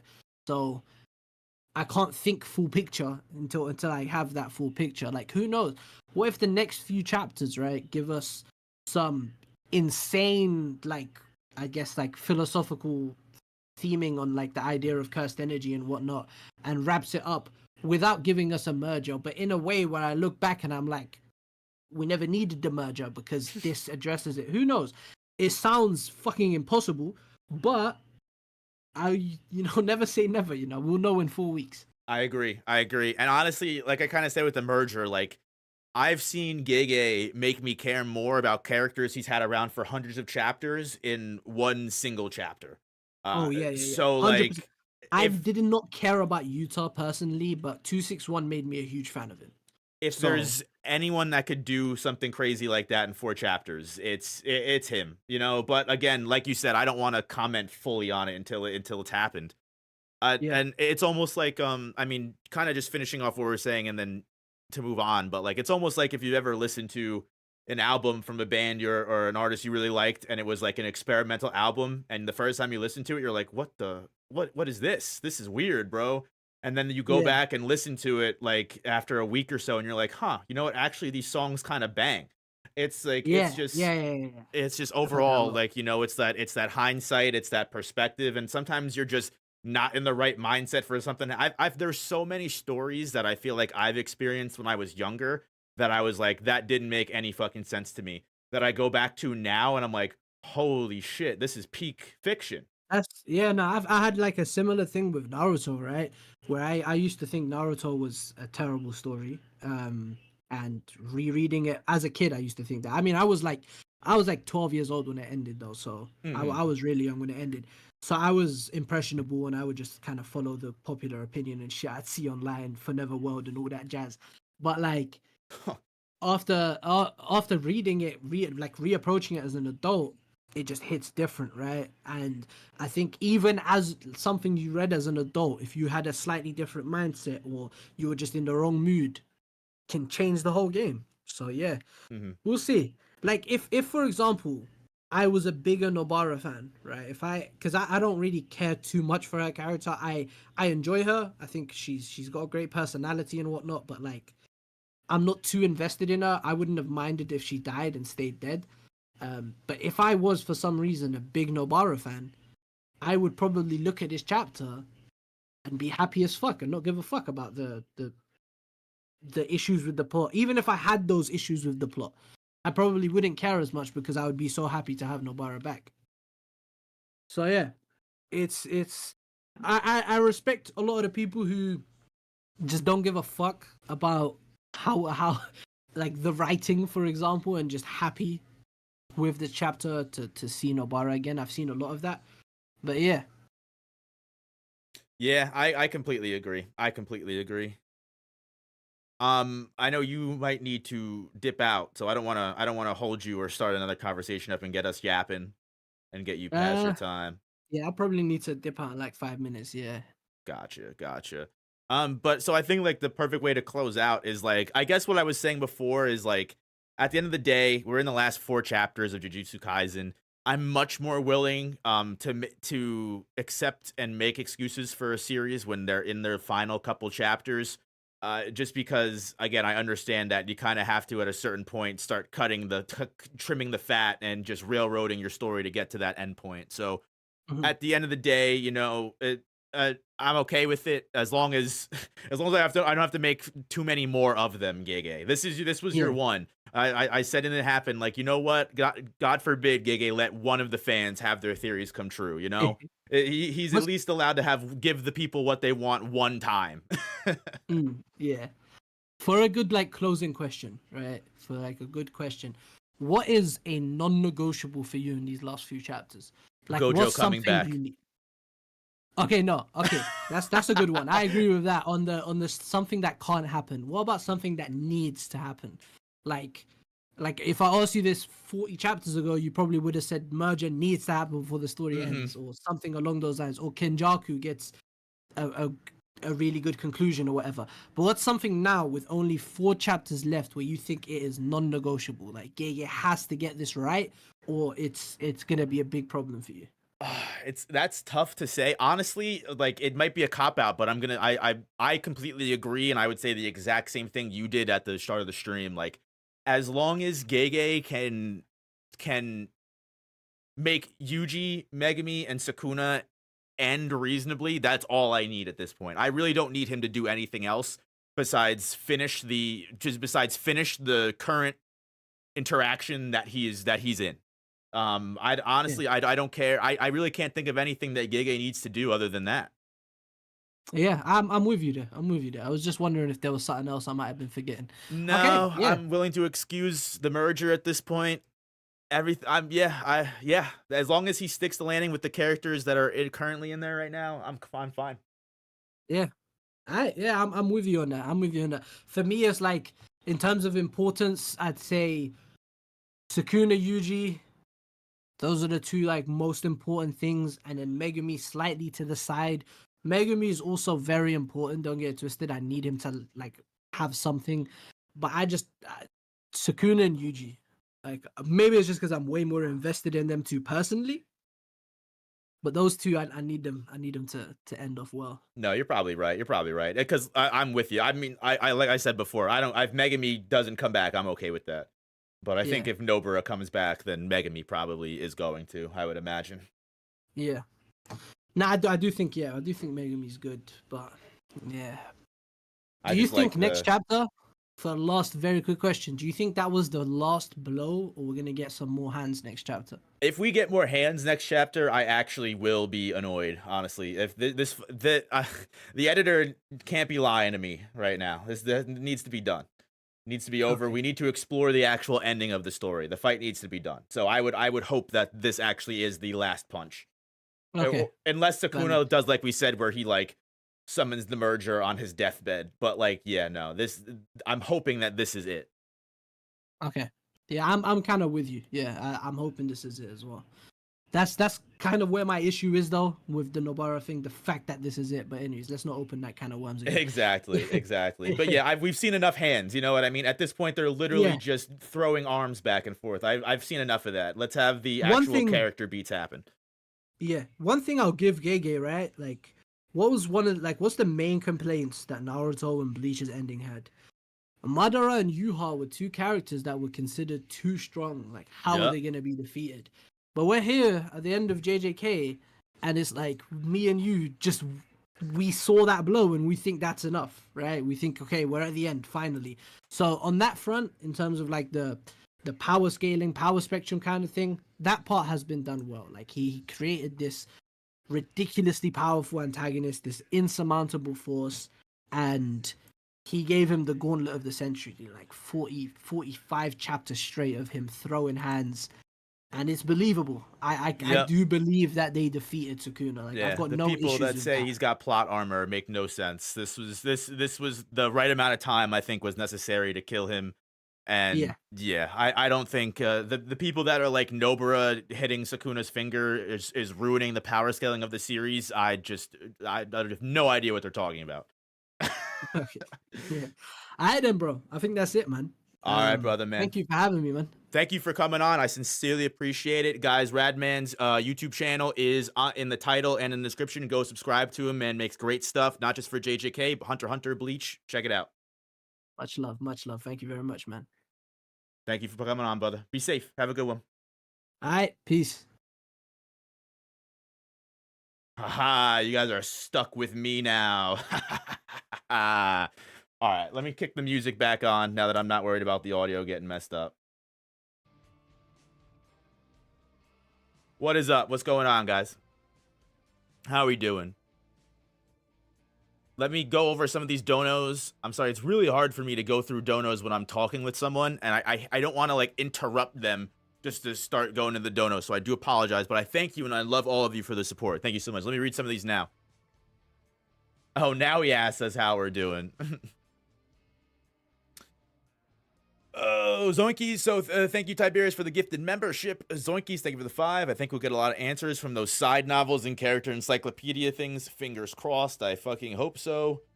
Hyperdive, thank you for the 10. Say what you will about stuff not being resolved, but at least Gege has done a better job than Horikoshi tying up plot points instead of outright abandoning them. I didn't finish My Hero Academia, so I can't... I can't criticize it, unfortunately. I can't agree with you, but I'm just going to take your word for it. You're probably right. Fuck Horikoshi. Nah, I'm just kidding.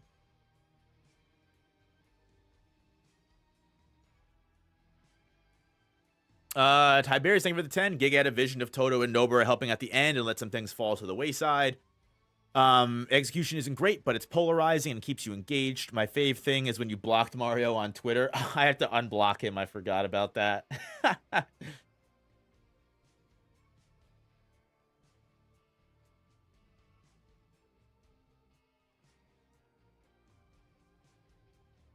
Hold on. There we go.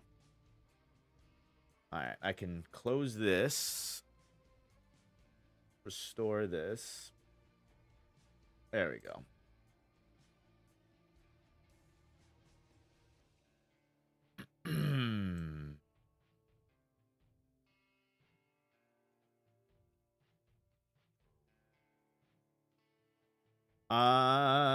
Let me back to these fan fundings.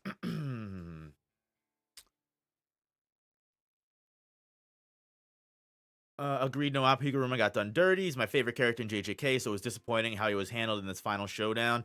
I think Higuruma's inclusion to everything was fine. I hate the Kamutoke deadly sentencing thing because it's so... That's contrived. Like, Sukuna didn't use Heighten, his other curse tool, right? He didn't use his fire spear.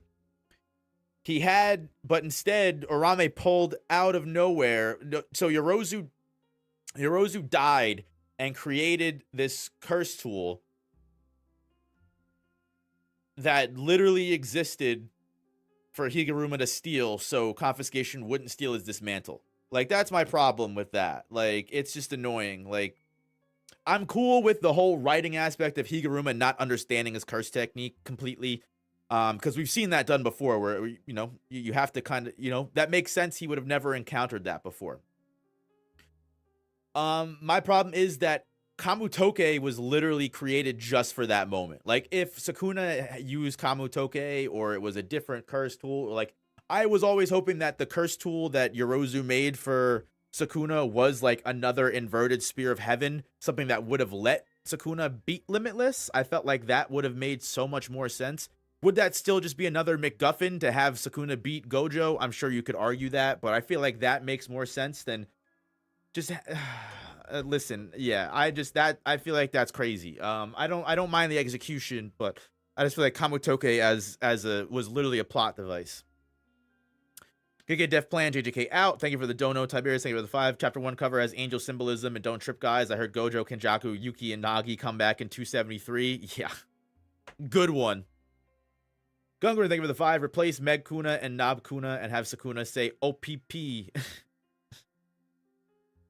Might be experiencing RCT burnout. Is it delusional to just let Gege write the story he writes and appreciate he gets to end it how he's planned? Oh, I'm not. I hope no one thinks that I'm mad about this story. I mean, I'm not one of those people that thinks to like a story, it has to be 10 out of 10. I'm always willing to criticize things that I like. I think you probably should be a lot more open to criticizing things that you like. I'm not saying that you're saying that, by the way. This is just me going on a tangent. But like even my most favorite manga anime, like Attack on Titan, Code Geass, I definitely have criticisms of those. I have criticisms of Jujutsu Kaisen, even though it's one of my favorite series. You know, I have criticisms of Bleach and Naruto, even though they're some of my favorite. You know, there's you should be able to objectively look at media that you consume and understand what you don't like and do like about it. Hyperdive, thank you for the 5. My biggest criticism of JJK is that there should have been 1 to 2 more arcs for world building and character development before we got to Shibuya. I can see that. Jujutsu Kaisen is a series that had a lot of that could have been expanded for so long because the idea of curse spirits really could go so many different ways, and the fact that Gege's main point of the story was never really exploring the curse spirits at all. It was always just getting to the culling game. I think makes sense as to how the story panned out, but also you could make why we didn't get those 1 to 2 more arcs, because exploring the cursed spirit side of things and Jujutsu sorcerers going on missions to exercise spirits was never really the fun part of the story for Gege, right? It was always the culling game. It was always the sorcerer fights. That Gege even admits he didn't do as well as he wanted to, right? Thank you for the gifted 5, China Doll. Appreciate the love. Thank you for the 20, Myers. Indeed, happy Friday. Thank you both for the big buck donos. Tiberius, thank you for the 2. Thoughts on Sukuna throwing up 3 fingers in 267? I didn't see that. I must have missed that. I was looking through the panel when you sent that dono to see if I could find it and bring it up, but I didn't see it. Hyperdive, thank you for the 2. I'm all for Nobara's return. All hail the queen. And thank you for the 5 as well. Next chapter will be Yuji Nobara and Megami kicking Sukuna while he's down, like the JoJo Part 5 scene. That would be funny. And Weebgrow, thank you for the 2. Like all for one, miss Kenny. Like all for one, Kenny missed the mark as a villain.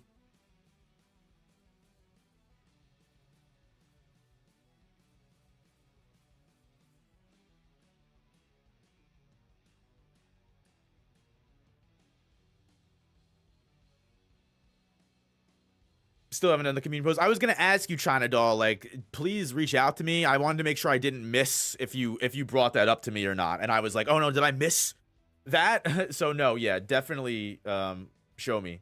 It's when Yuji punches him in the face in the panel before. Are you sure? I don't see 2 fingers.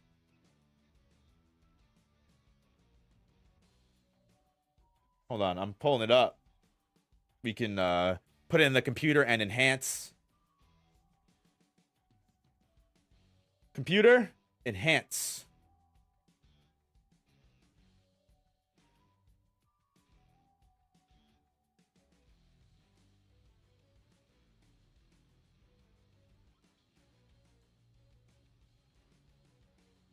I see no fingers.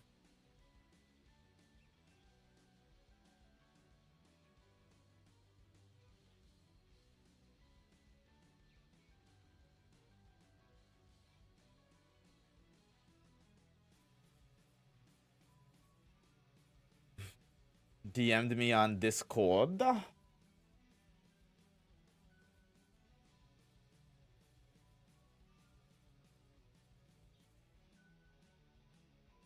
Oh. You're right. He does. Interesting.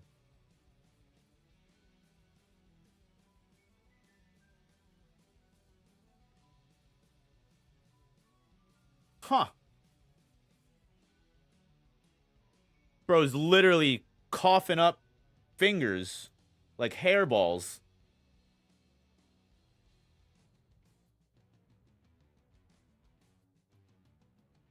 I missed that.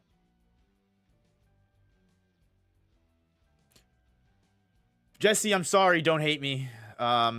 This is this is gonna be a little annoying for you to edit together for a review, I'm sure.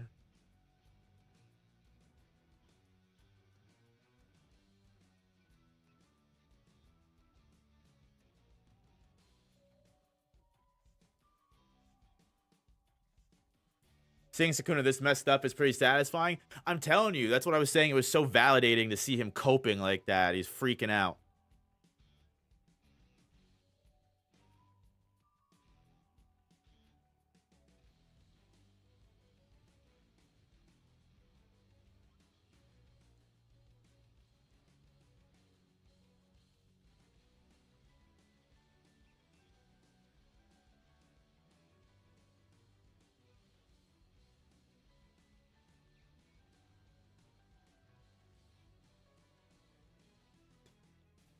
What if Sukuna either possesses or eats Orame? Listen, I have been saying that for so long. If Sukuna eats Orame to regain power or something or stay alive. It's that is legitimately the only reason I would accept Hikari vs. Orame getting prolonged for so long was for Sukuna to interrupt it and kill Orame himself. Hyperdive Heroes, thank you for all the love. I hope you enjoy the rest of your day.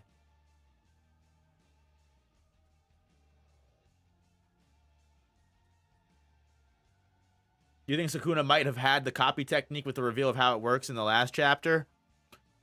I'm not sure.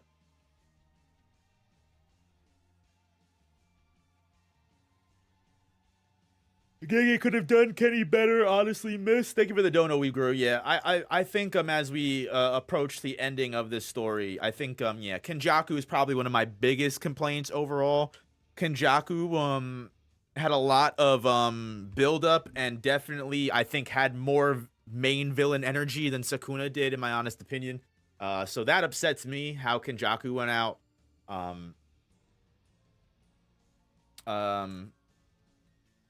I guess one of the funniest things I've seen out of all of this controversy to happen, honestly, is the Mahito hate, I think. I think the Mahito hate is crazy to me, honestly. Like, I just don't understand how this is Mahito's loss. How does Mahito lose aura from this? He's dead. He's gone. How is his character getting affected by this? Because he didn't kill Nobara? I don't think he needed to kill Nobara. Why are people acting like Nobara needed to be dead for Mahito to have impact? Because he had a point-blank shot and didn't kill Nobara? He also had a point-blank shot and didn't kill Nanami the first time, either. So I don't think that's that crazy. Mahito's only body is a half-burned man on 1 HP. You're trolling, and I know you're trolling. So many videos saying Nobara and Toto are fine, so Mahito fumbled. I don't understand this. Maybe I'm getting defensive because Mahito is one of my favorite characters, but this is crazy. The slander, I will not accept it.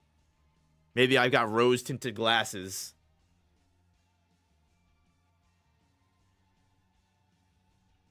But like, yeah, I don't know. It's funny to me that no one has ever made this criticism before until today.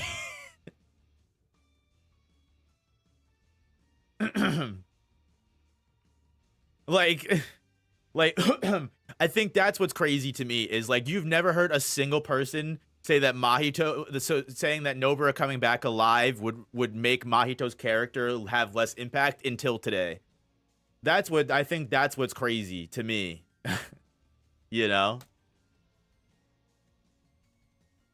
Mahito's probably the best villain in Jujutsu Kaisen. Yeah, 110%. Mahito will always be one of my favorite villains of all time. So yeah, I think that's the one thing that blew my mind out of all of this was that how are people saying that this affects Mahito? How are people saying that the disaster curses lose their impact as villains now? What? If you feel that way, then they never really had that much impact on you to begin with. I'm telling you that right now.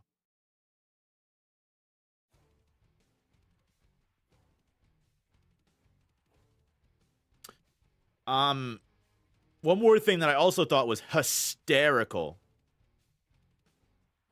out of all of this is so many people in my comment section talking about the Opapi and talking about, oh yeah, it's other people's pussy. What the fuck are you talking about? That's not what it's not what Opapi means. Why do half of you not understand this joke?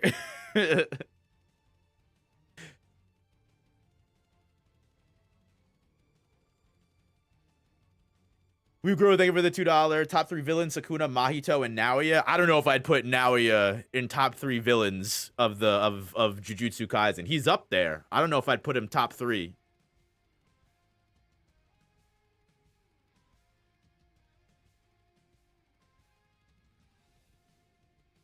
It's like, you never heard the OP song, the OPP song? Maybe not, but I definitely don't think that is what Gege was referencing. I promise you, he was referencing the Ocean Pacific Peace.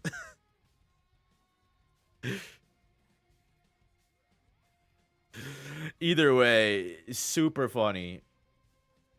Did you see the special event is just the JJK chapters are free or something like that? Listen. I tried to tell y'all from the very beginning. I just realized I didn't turn my lights on. I'm like, why does it look so normal back here? It looks so bland. I never realized how much the lights add character. I look so small. Oh, why do I look so small right now? Is it just me? Why do I look so small in the camera? This is a bad angle. This is weird. I don't want to look at that anymore. We grew. Thank you for the $2. He's better than Kenny. I'm sorry Kenny missed. Fair. But yeah, I mean, I don't ever get excited when Japan makes big announcements. Like, they're not making a big announcement. They're not. Every time they say they got a big announcement, it's not shit. This was bigger than the big announcement. The fucking Yuta Okotsu volume cover. Fire. That was always the best.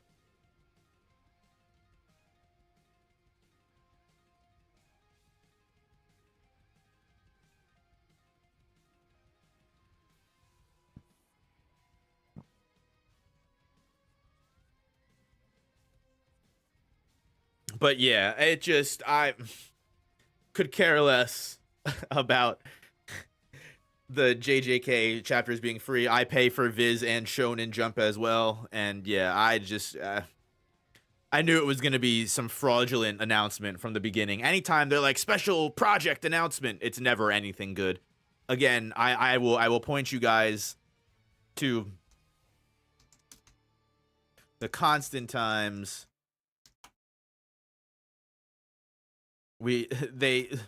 We stayed up for hours waiting for this poster to drop. I remember. Everyone waited up all night for the 11-hour lo-fi Gojo stream. Like, Japan is awful when it comes to these special announcements.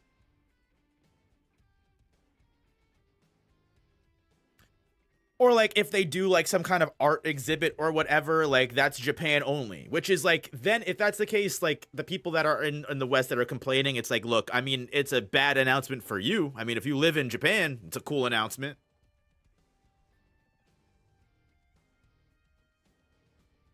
Bro, is that Gojo in Yuta's body? Why it looked like he got aura? Yuta's always had aura. Contrary to popular belief, Yuta has always had aura. Y'all just couldn't see the vision. Yuta really took Arame's volume cover. Listen, Arame can get a volume cover when they fight on screen, alright?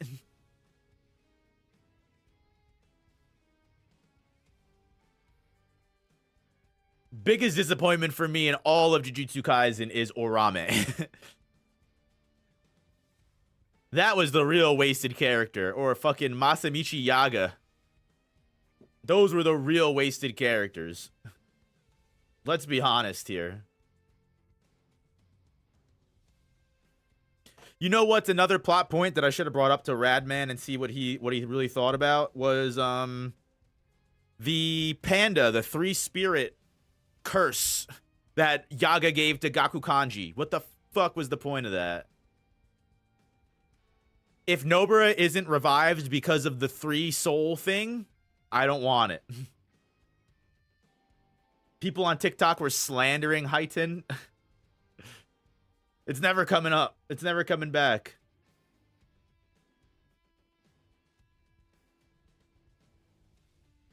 But yeah, guys, we're definitely in the wind down. I'll probably end at 4:30, so we'll have another 10 minutes left. Jesse, as far as it goes, you could basically just do whatever we're talking about that pertains to the chapter. Don't worry about if it's too long or too short. But like, yeah, if we're just talking about just Jujutsu Kaisen in general, it doesn't have to be important, and you get what I'm saying. Yeah, just cut out when we're talking about the parts that we're talking about the chapter. If you don't come to 8 minutes, if you don't come to 8 minutes, then add extra shit. But then you feel free to let the yapping continue. But yeah, don't worry too much about making it make sense. I hope that sentence even made sense to you.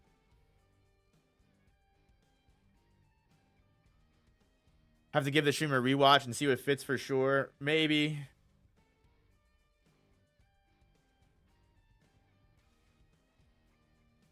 Two times speed is your friend.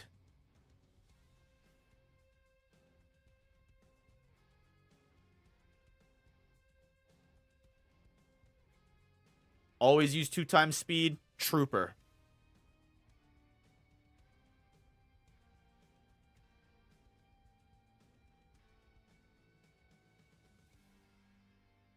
Premiere Pro lets me use 3 times speed. Ayo.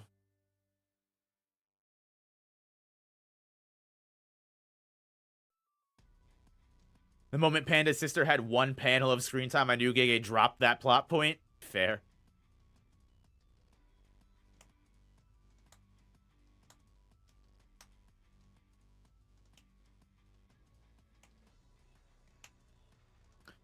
Guys, if you haven't already, make sure you hit that like button. Please, please, please hit the like button.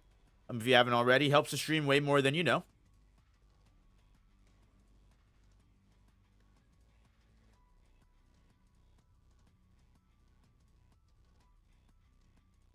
Am I still in stream chat? Oh, shit.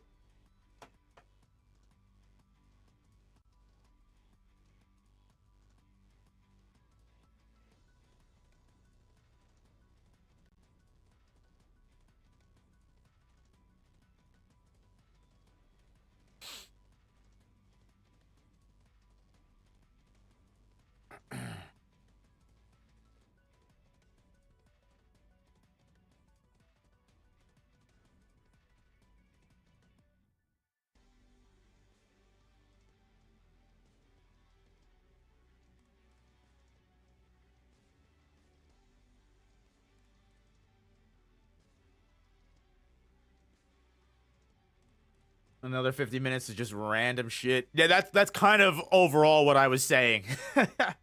That's kind of basically what I was saying to you. Is like, yeah, we'll just whatever get that's based, long story short, whatever is in the chapter review is whatever is in the chapter review is kind of what I was saying to you. As long as we're talking about the chapter, it counts for me.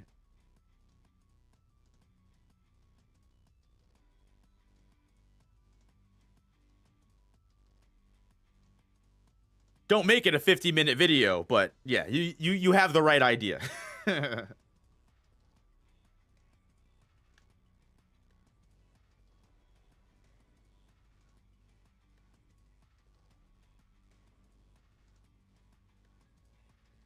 Is there a break next week? No, I don't think there's a break next week. I think we're no break. I think we will have one break in between, if I'm not mistaken. It's a chapter that comes out. It's the next chapter, no break. Yeah, there's gonna be one break in between. Probably not the next week, but the week after. There'll be a break, and then we'll have the last 3 chapters.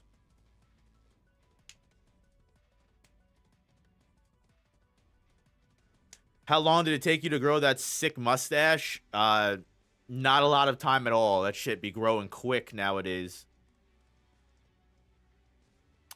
Do you think this was Gege's original plan for Nobara? I would not put it past him. I wouldn't put it past him if this is the reason he's left her ambiguous for the longest time. I could be wrong. I'm not in Gege's head, but it wouldn't surprise me if that was the reason why. I've always criticized the fact that Nobara being left open-ended just gave Gege the green light to bring her back whenever he felt was necessary, and that's exactly what happened. Again, like I said earlier, this is the least egregious thing Gege's done this entire Shinjuku Shodown arc, in my opinion. I would criticize him way more for the Kamutoke plot device than Nobara coming back, because I think overall, the message, the theme, and all the impact of the main trio finishing the final fight together, I think overrides my small issues with, like, you know, how she woke up 30 minutes before. That's convenient. I mean, a lot of things are convenient in stories. It's convenient that you know, Megami met Yuji in the first place, I guess. You should have Ronan on for it if if he'd agree to it. Ronan's a busy man. I'd be more than happy to have him on if he wanted to, though. I asked him if he came on today, if he would come on today with Rad, but I think he's busy.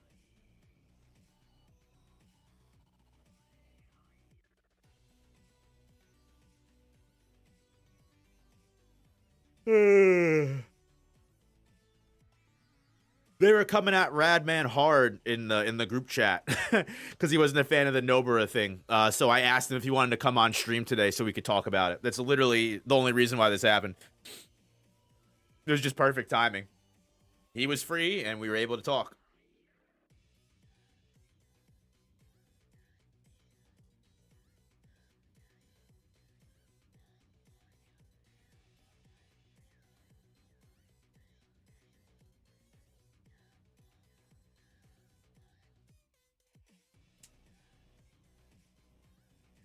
I mean, I know the whole it would suck if she wasn't dead for 3 years. I know you could definitely say that. I mean, in the story, she was only out of commission for like a month and a half, right? So I understand your sentiment with the 3 years, but at the same time, not much time has passed in the story. What up, ooh? Doing well. How you?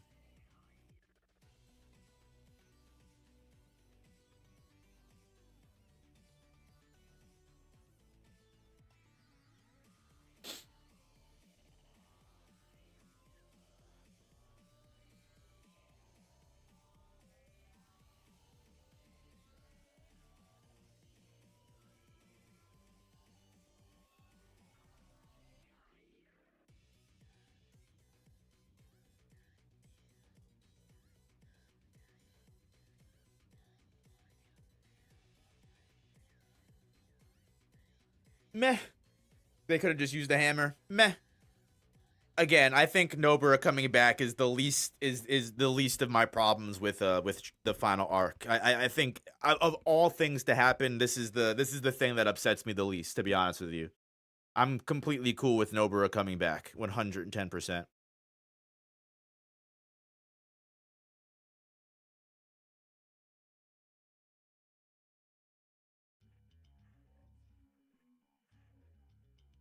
Stream tomorrow? No, so we're not going to be streaming tomorrow. Me and Miss Op are meeting her madre for Din Din, and also I still need to take a break. I'm still losing my fucking marbles. So I definitely need to take a break. I don't have any big plans for tomorrow anyway, so I'm just gonna take the day off. And we'll probably stream Sunday morning. Get back to some Kingdom Hearts. Manga Monday will be there. And yeah. So no stream tomorrow. We'll take the day off. Yeah, the 12-hour stream, yes, that did indeed happen. So yeah, so also that. But yeah, Manga Monday will be there. Probably play some video games Sunday morning. I need to get the other JJK novel still anyway. And I think I want to set up the next 2v2 tournament. So I want to start working on the restrictions and the ban list and everything for that. And then we can kind of talk a little bit about setting that up. On Saturday. Order it on Amazon this way. I'm probably going to order it. Why didn't Radman like Nobara coming back? It's a lot to explain. If you want to definitely feel free to check through the VOD, rewind, and watch the DVR, because we're going to be ending stream actually about right now. So feel free to rewatch the VOD. It will be listed. You will be able to watch it. It's not going nowhere.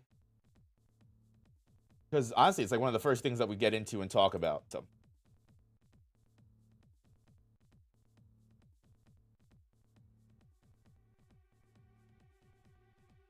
But yeah, guys, we'll do a morning Sunday stream, I believe.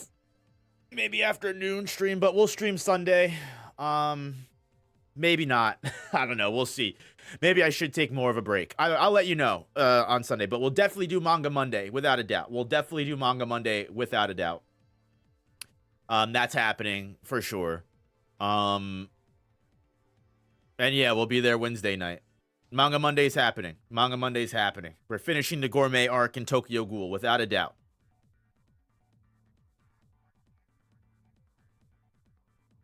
Oh, also, if you are here and you haven't seen it, I don't know if YouTube is just not sending the notification out or not, because YouTube hates me for some reason right now. I don't know why. It is what it is.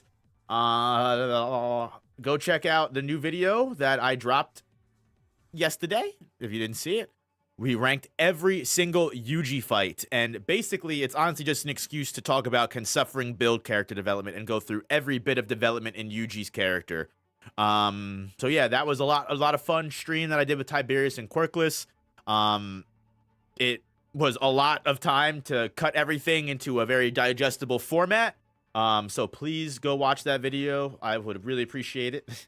And then yeah, the next video to come out, that should be out maybe Monday or Tuesday, or maybe even on Sunday. That will be the round 3 of how many stands can kill Gojo with metas. So look out for that. That's going to be coming out. That'll be the next video, probably coming out in the next couple of days. And then I have a collab with Broken Ronin. That will be coming out in the next couple of days after that. So keep an eye out for that, guys. Hit that like button if you enjoyed the stream, and I will see you guys in the next one. Peace, guys. Love you all.